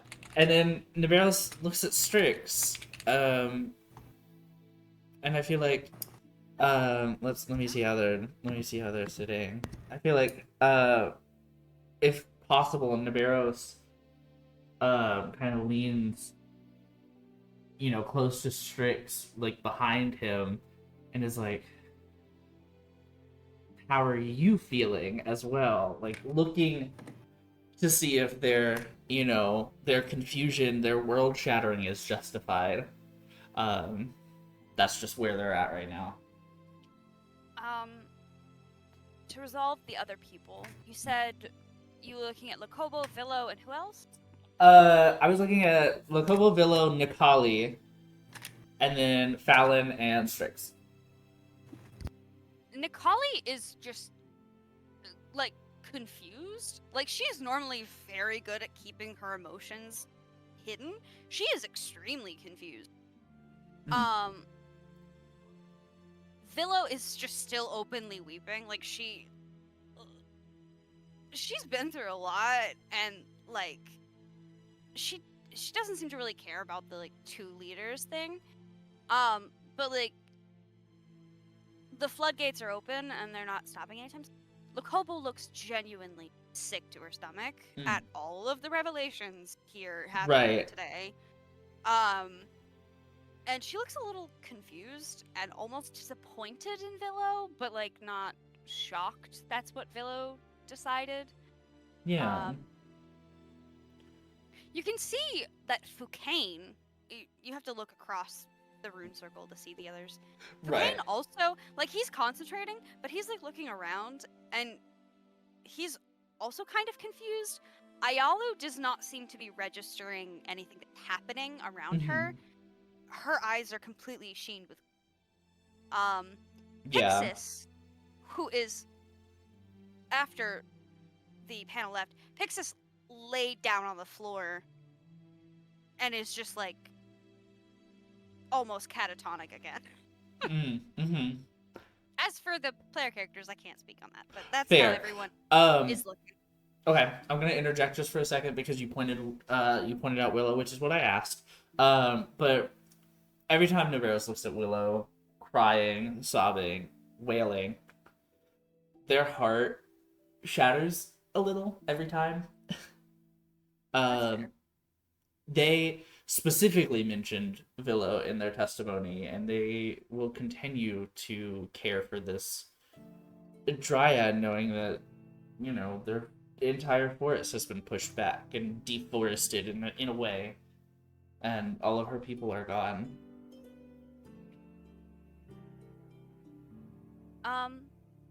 Fallon, what are you thinking? What are you feeling? What are you doing? So, Fallon's face is ripe with rage. She is pissed. Fair. At several different things. She's pissed that she was lied to, with the whole there being two leaders thing. She feels that not only as an enforcer, but as a champion, she had the right to know that. Especially being such a militant person. Yeah.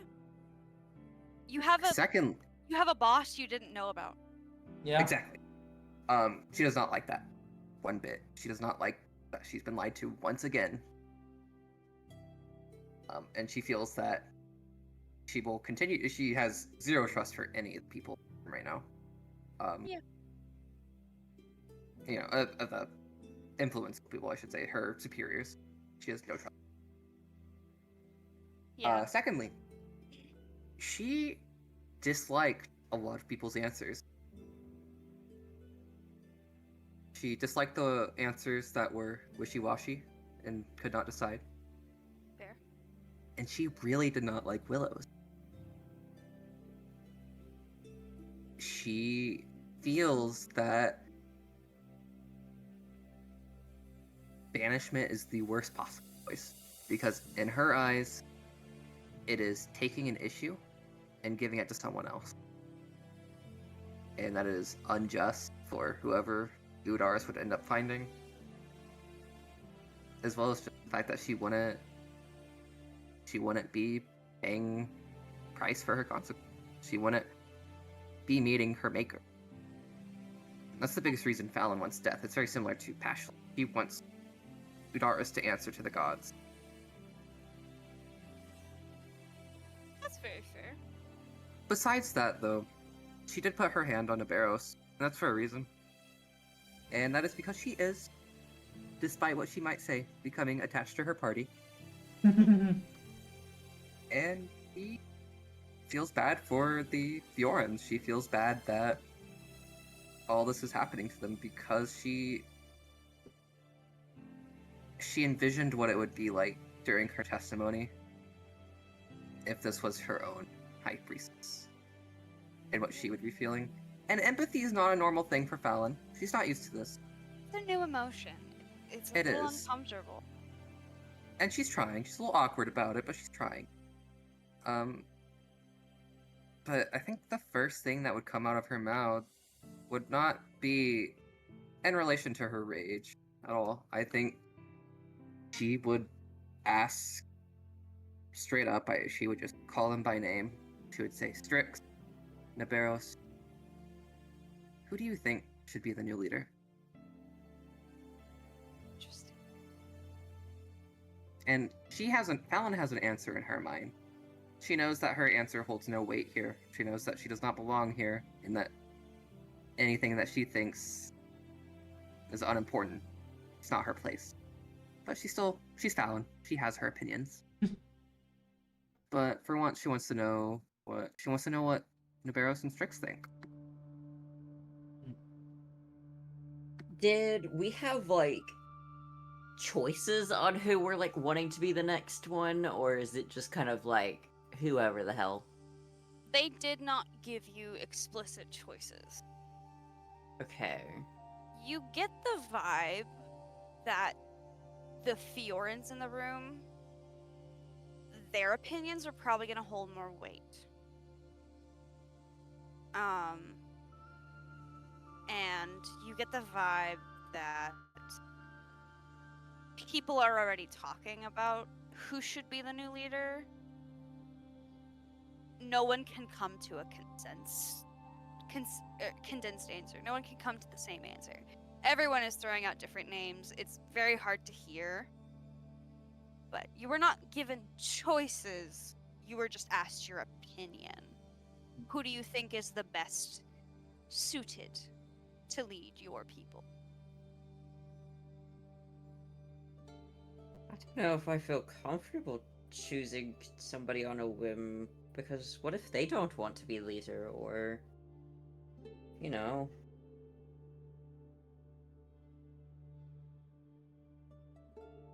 I'm going to be frank with you.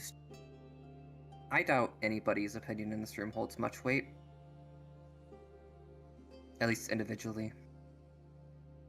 But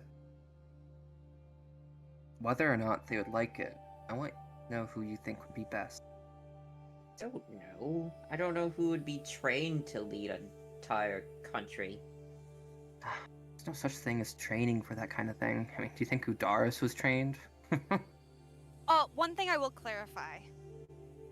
When Kedrick was speaking, I don't think I worded this very well, but what the intention was is that he is taking power temporarily while Yeah. the successor is being not trained, but just educated on Like, politics and things like that. Yeah. So that was the intention. It's been a long day, man. But Fallon would respond after that, and she would say, Listen, if it helps you decide, I'll tell you who I think should be in power. And that's Lakobo. I knew you were gonna say that. I agree. Listen, she knows everything that Udaris. She knows the consequences of what Udaris. She felt them firsthand. She felt the pain that Udaris caused. And that's what you need from a ruler. Someone who understands pain. Because if they don't understand the people. Yeah. No, I'm with you, Fallon. That said, there's no way in hell she's gonna do it. Yeah. I don't know.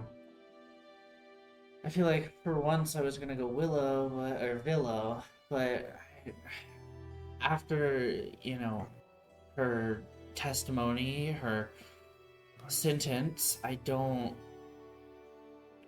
know if she would rule Fior in a way that I guess would fit most Fiorians. I mean, it would be nice to have an old one, It would be nice to have someone who would, knew the atrocities, but I feel like to add on to you, Fallon, look at Frank. He's honest. She's been through just as much hurt, maybe a little less than, than Villo, and I don't want to, compare, but I just... Hobo is the only person in this room who I think would be willing to fight for Fior. I think she's the only one with the guts to do what she has to do. Yeah. I'm not from here, but I have not met a single soul here who I've respected as much as her. It's... Damn, get fucked, rabbit. That's fair. Hey, No, it's... Where are we spinning? What's happening? Sorry, I You're was good. spinning while I was muted, and I forgot I unmuted myself to bully you. You're good. Fair. But no, Fallon, I understand. Strix, I know you... Our perception, all of our perceptions of this entire thing, our ruling structure, our leaders, I think it's been flipped. I mean, to know that there's a warlord on top of, our high priestesses, it's a lot. This is the only time I think I will ever say that we have to make a very firm stance very quickly. And I think Lukovo is a really good option. Interesting point, Strix. How do you feel, especially knowing what your compatriot said? What are you doing in this moment? Strix is like trying so hard to think, but it's almost as if there's no thoughts at all. He's overwhelmed, and he's in a situation that he's never imagined before, never been in, and he's so confused. It's just like he hasn't felt like he's had a break, well, ever really, but especially in the last month that he's been being one of the champions. Yeah. Just lately, like, it's just been so much to him. And Strix is not sure who he wants to lead because he wasn't aware that he'd have to think about this, and having this sprung on him like this. Get down! Sorry, my cat is on top of the plant shelf. No! Hey, get down. Get down. What a goober. Okay, I'm gonna have to grab her. Give me 5 seconds. You're I'm good. so sorry. She is face first in my plants. oh god. When Spooky. when Strix is done, Averis has something to say. Okay. Okay. As I was saying before, my cat so rudely jumped in a place I did not know she knew how to jump to. Oh. Strix wasn't aware that he'd be having to make such a crazy decision. He was told that he'd have to make the decision on Udaris' punishment, and he hardly could think that through. He'd been told that, and he still had barely a decision. Like, his answer was, I don't know. Yeah. So And now he's being sprung on with who should lead the entire country. How does he know? yeah. And judging He's- by the reaction in the room, judging by the faces of Sanaka and Kane, you almost get the feeling that nobody else knew that was gonna happen either. You almost get the implication that that decision was made unilaterally by Drustly. And you don't... I'll let you decide how you feel about that, but... Yeah. Can I say a theory of who I think is actually going to end up being the new high priest / priestess? Because We'll wait after the session. Yeah. Theories and stuff like yeah. that. For whoever is... I Still. have a lot of thought. Yeah. No, my Okay. goodness. So now that Strix is done, Navarros can see that they're unsure. Navarros reaches out, like, a hand, to Strix. Strix, would you take it? Might be. He would hesitate, more so out of just, like, not expecting it, but he would take your hand, yes. Okay. So Navarros grabs Strix's hand and puts their other hand on top of it. It's okay to not know. It's okay to be anxious. It's okay to be scared. Our whole worldview has flipped, shattered, whatever. Regardless, we need to be a united front on this because we, as Fiorians, have a massive say. And if you don't agree on the Kobo, we can discuss it. That's fine. But I'm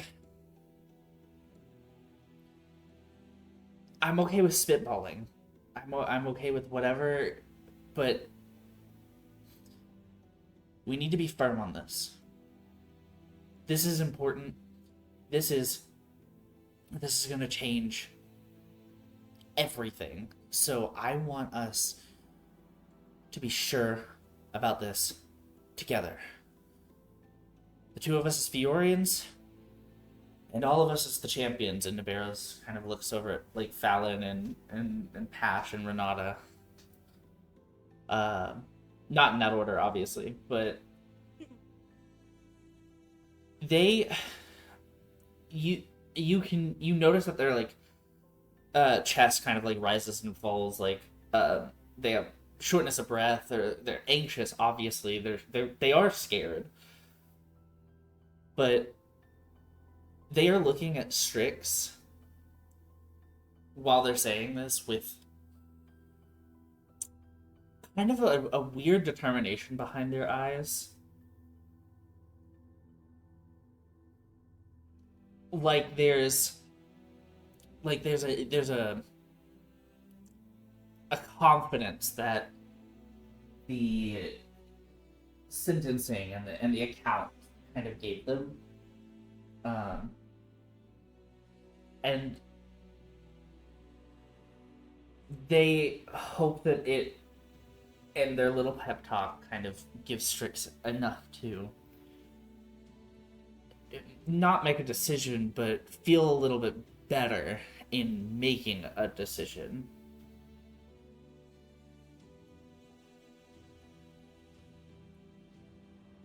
Yeah, I know our decision holds a lot of weight, and that's why I don't want to just say a name out of a hat, you know?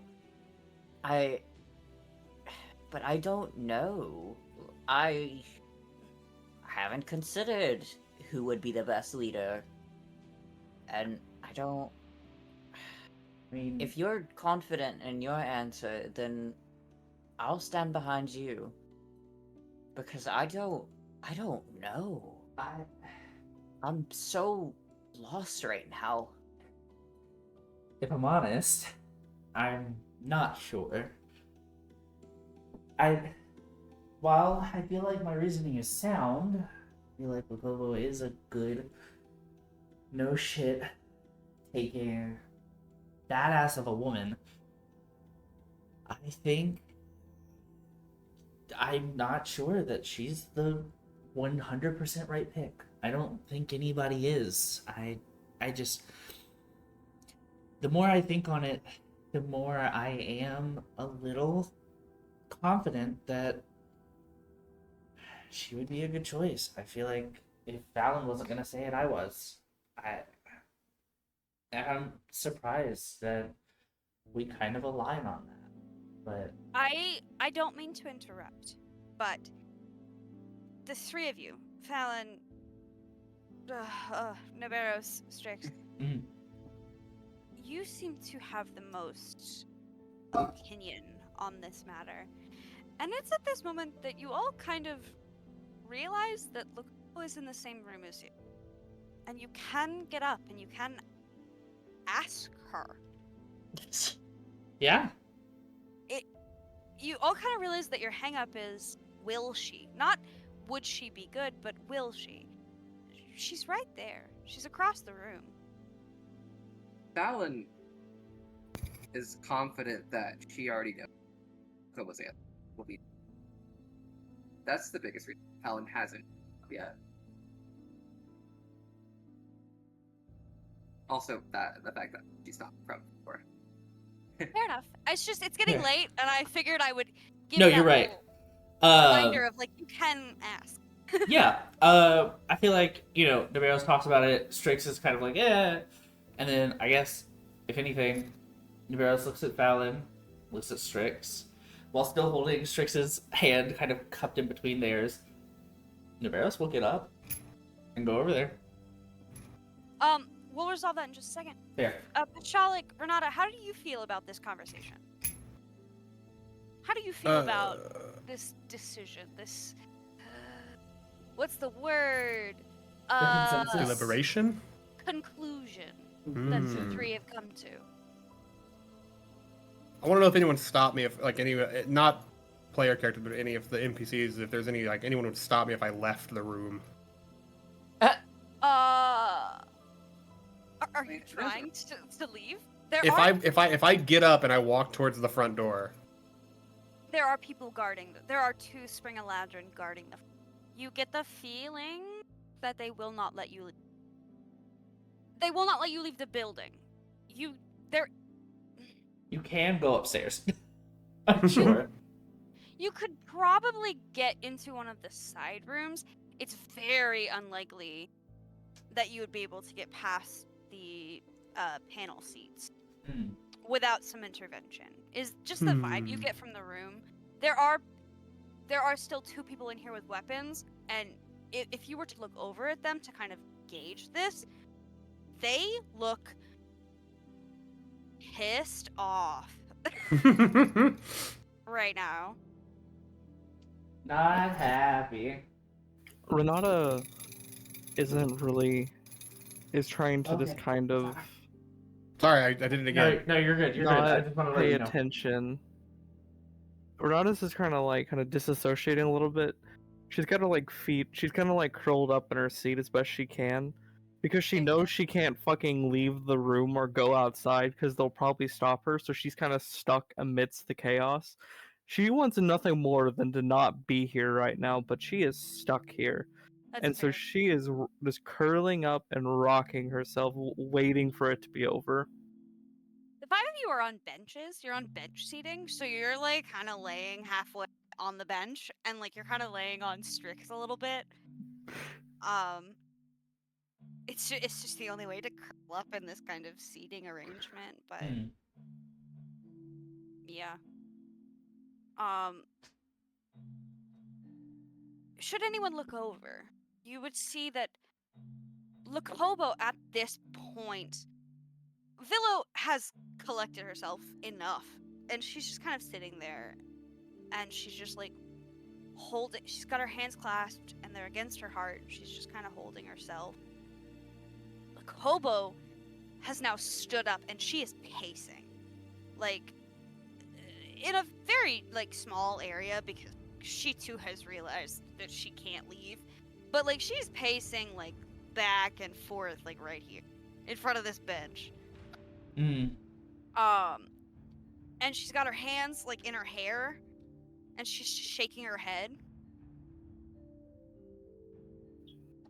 Okay. She looks she is a gray person. She's a changeling. She's whitish gray. She looks green right now. So yeah. Okay. Well, you know where Naveros is. Well, obviously, Naveros wants to go over and talk to her.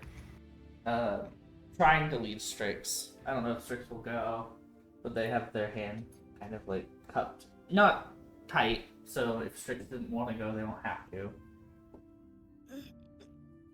I Fallon think Strix would waited for- decide to follow. Yeah, Fallon would wait for Nabarros and Strix to like get out before she moved, but Okay.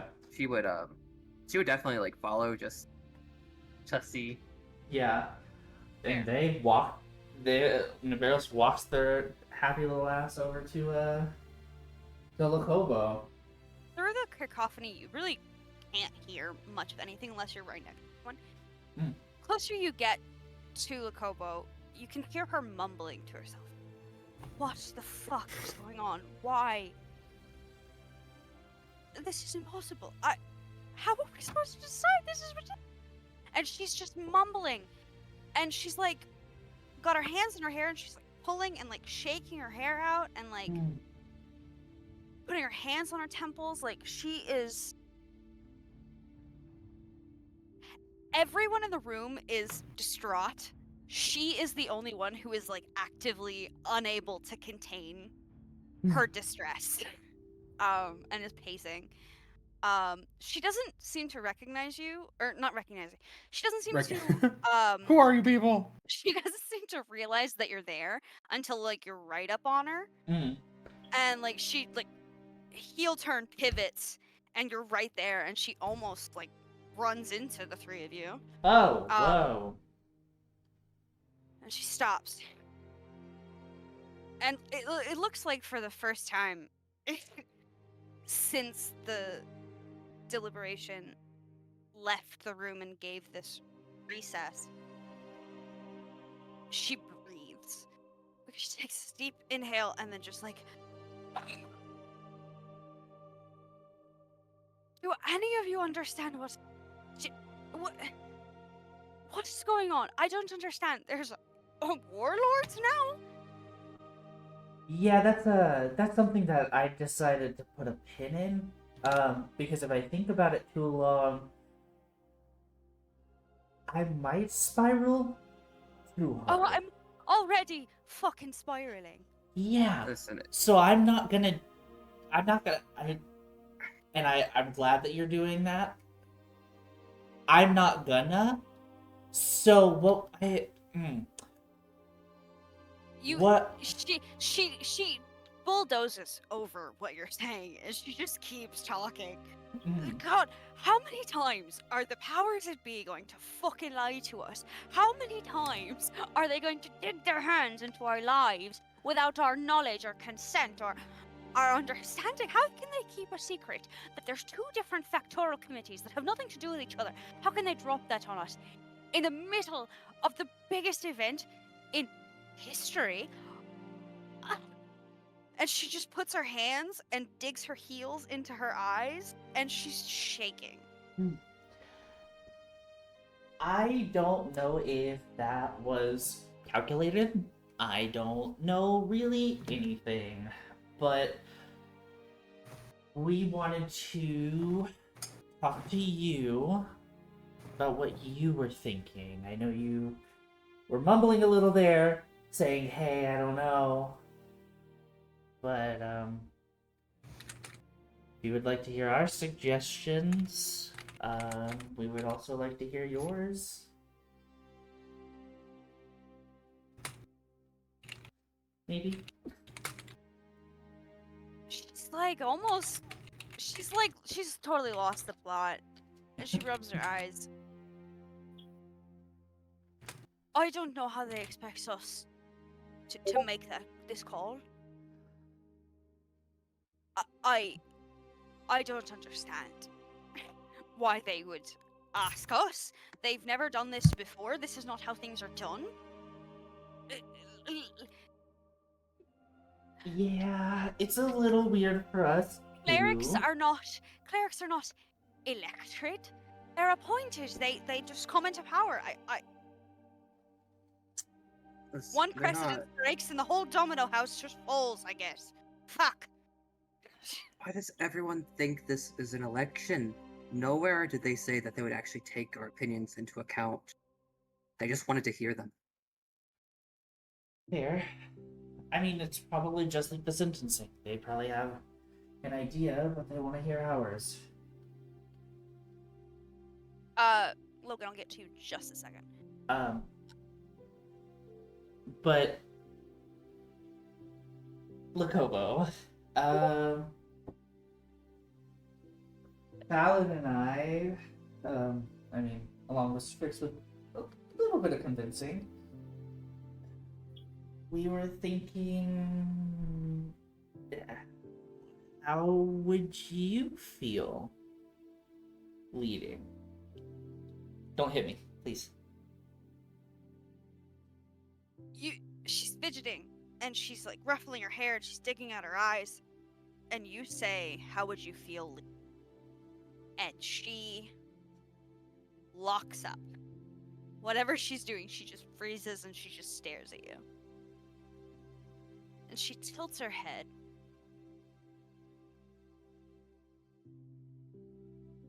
I'm sorry. It has been a very difficult day. I'm going to need you to repeat that very plainly to me. Oh gosh. It's Aster. horrifying.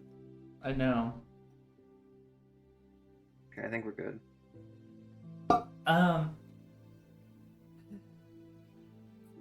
Well, here's that. Fallon, Strix, and I think that you would make a really good leader. I don't know why I'm leading the conversation on this. I don't know why either. You say that you've decided this, but you sound very unsure. And it's not giving me a lot of confidence. And if you want me to rule a fucking country, me, who's been in hiding for 25 years, me, who's lost her entire family support system, me, who is literally Fior's least favorite person in the world, right now, you want me. Let me take the lead for a second here, Naberos. Yes, please, yes. Mm-hmm. I do think you would make a great leader. I hold no stake in the country. However, you're the one person here I've met who I've seen any kind of spark. You show something that very few people. You say you're tired of being lied to, you're tired of being hidden from the truth. This is your opportunity to make it so that nobody has to be lied to again. This is your opportunity to right all the wrongs that Udaris done. You said you finally have something to fight for again. Here's your chance to seize that power and actually achieve something.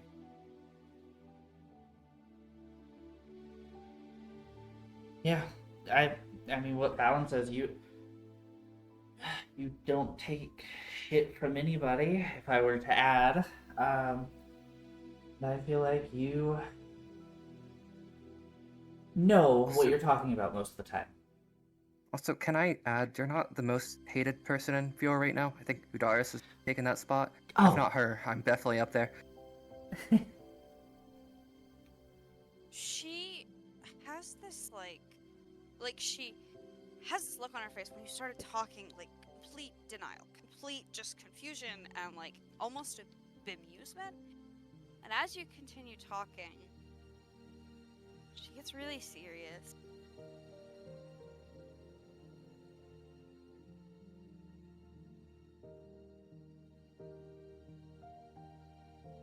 If this is an election, if this is them genuinely taking our consideration, if this is what is for Fior, I'll do what is necessary. And she just kind of throws herself back on the bench. Fallon's face is pure shock right now. She did not expect to win her over that easily. Oh my god.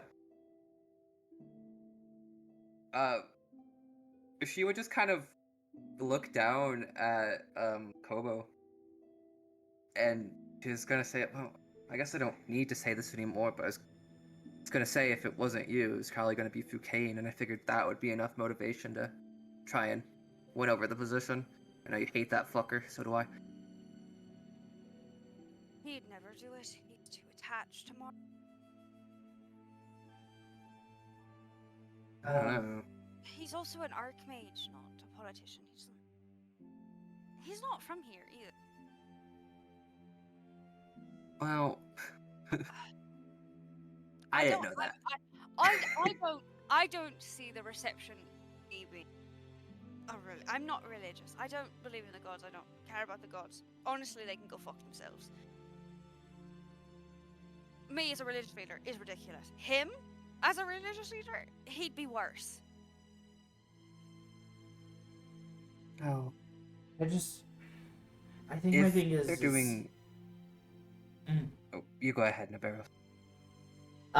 Well, I think my thing is I don't know really anybody else who would fit a leader, and I'm strictly thinking about the people right now. I mean, someone who is divine, it would be great, don't get me wrong, but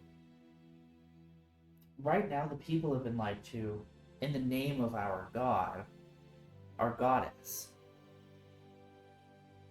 I think to build a really good infrastructure right now, we need to focus on the people, and I think you have the best opportunity of that. You have the gall to vouch for people. She looks up at you, the most serious, hardened face. I think this region has had enough divinity for a lifetime. Maybe Fiora needs a new perspective. Fallon. She disengages completely. She just looks away from all of you. After hearing that, Fallon has like a lot of mixed emotions. Being a paladin, religion is very important to her. But also being a paladin in a different place that follows a different goddess. It's like, well, maybe it's bad after all. Yeah, I think I'm kind of curious as to like what Fallon and Strix think after hearing Navarros say we need to focus on the people right now and not the goddess. Like, Strix, you're from Fiora. You worship Fioria. You're here. You're planted in this. Like, I'm curious to see how Strix reacted, but also like, Paladin being a paladin. Like, Navarro says, not necessarily casted out religion. That's not what they're trying to do. But they are like, I don't care about that right now. It's the people. They are important. Fallon at least feels pretty strongly that, she does not believe in Fiora, at all. She thinks it's just wrong. She thinks it's heretical or whatever. She's Fallon. She believes in her own goddess, and that's it. But also hearing that people are kind of losing faith stings her a little bit. And she doesn't fully know how to process it. Because she's never had to process something like that before. Fallon's faith runs very deep. Maybe not as much as Pashalik's, but it is a core part of her being. And above all else, she believes in two things, and that is strength and faith. And she knows that Fiora needs strength right now, but she doesn't know if they should give up the faith in order to achieve that. Fair. Because I know Kai said don't run until midnight, and we're way past midnight. I'm so sorry, Kai. Yeah, sorry. I'm like passing out in my chair, dude. know. I'm trying so hard. Logan asked to do something really quick. Yeah, just cut to Let Logan. it happen. I apologize. You're good. We started Hey. talking. I'm Sounds so good. sorry. It's just yeah. It's all good. And It's not gonna be a big thing. Just whenever everybody leaves, I'm also gonna stand up and I'm gonna make my way into our crowd of people over here. And just try to, just a big crowd of people, just all these people, Yeah. just wander into this big crowd of people. It just like, just talk with some of these people, so like support these people. I basically want to just kind of like, I'm not from here, but I'm here to help. Just kind of get that vibe to these people.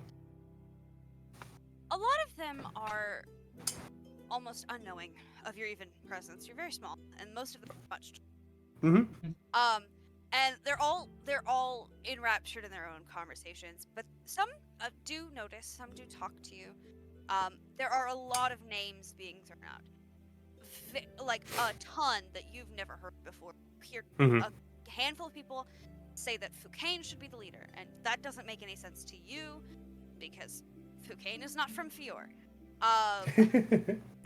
Nor is he really very religious. An archmage, whatever. Some people are saying that the Dryad should be the Dryad should be the leader. She was here first. She should be the leader. She's the last one. Some people are saying that Tortalock should take complete control. Some are saying that Marwa should take control. Some are saying that there should be no high priestess and that the champions should rule. There are a lot of different names being thrown out that you don't recognize. There are things being thrown out in the wind that don't make sense to you, or make a lot of sense to you, but don't make a lot of sense in the context of what is happening here. The people in this room are in shock. They are in shock. They are saying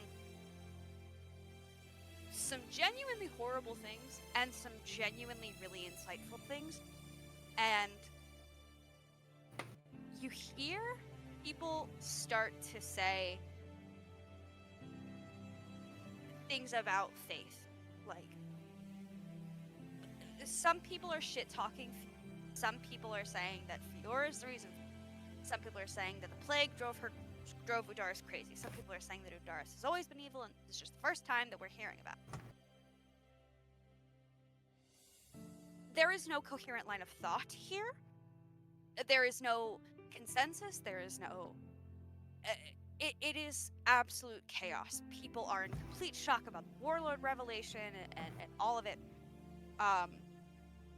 Some do talk to you. Some do bring up the fact that the champions should be the leaders of Fior, despite the fact that you already have a job and a good, 3/5 of you are not from Fior. And don't worship this god and probably don't want to be religious leaders for a country that you don't live in or do live in and have just had your leader on trial. You are very well accustomed to madness. This is overwhelming. Yeah. And then it's not. As this is happening, Lokobo and Fallon and Strix and Aberos are talking to Lokobo, and Villa is weeping, and Pix is just laying on the floor flat on her back, not saying anything, and Aviv is like on the back wall pacing. People are shouting and screaming over each other. People are saying genuinely horrible things about most of the people in this room. And then you hear the most god-awful sound you've ever heard. It is the sound of two very, very large, very heavy, very sharp swords slam against each other and then scrape the blades across one another. And you see the two centaurs, the two other warlords in this room, have gotten up calmly, walked to the very back of the room, and have slammed their swords together. The courtroom falls silent. One of them speaks. The marble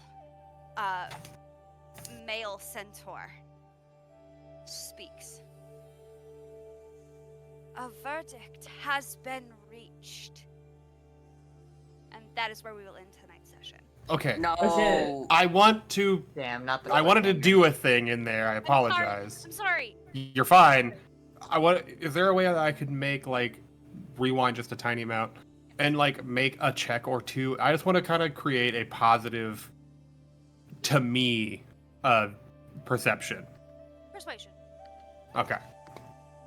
Or intimidation. Or deception. Whichever. Sure. Any of them. Any charisma check.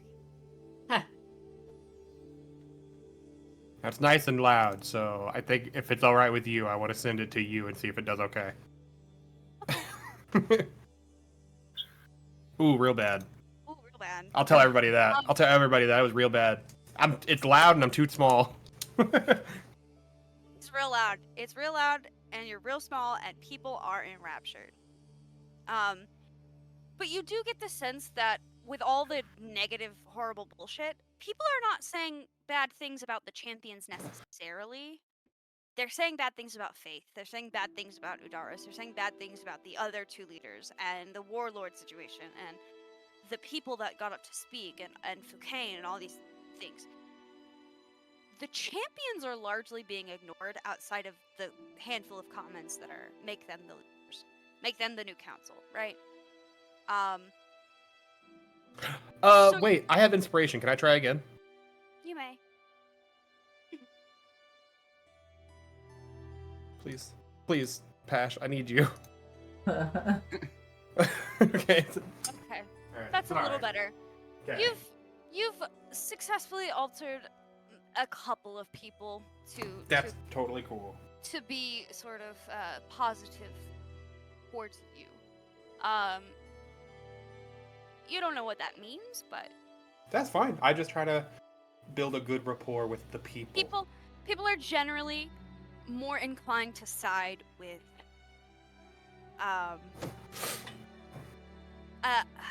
underdogs. It seems people are more likely to side with like the unsung heroes, Machair, right now. I think. Yeah. So people are positively received, but Sweep. you do successfully manage to change a few people to be outwardly positive towards you. But yeah, that's Right. where we're gonna end the session. If that's Cool okay. beans. Yeah. Oh, finally, we got a session.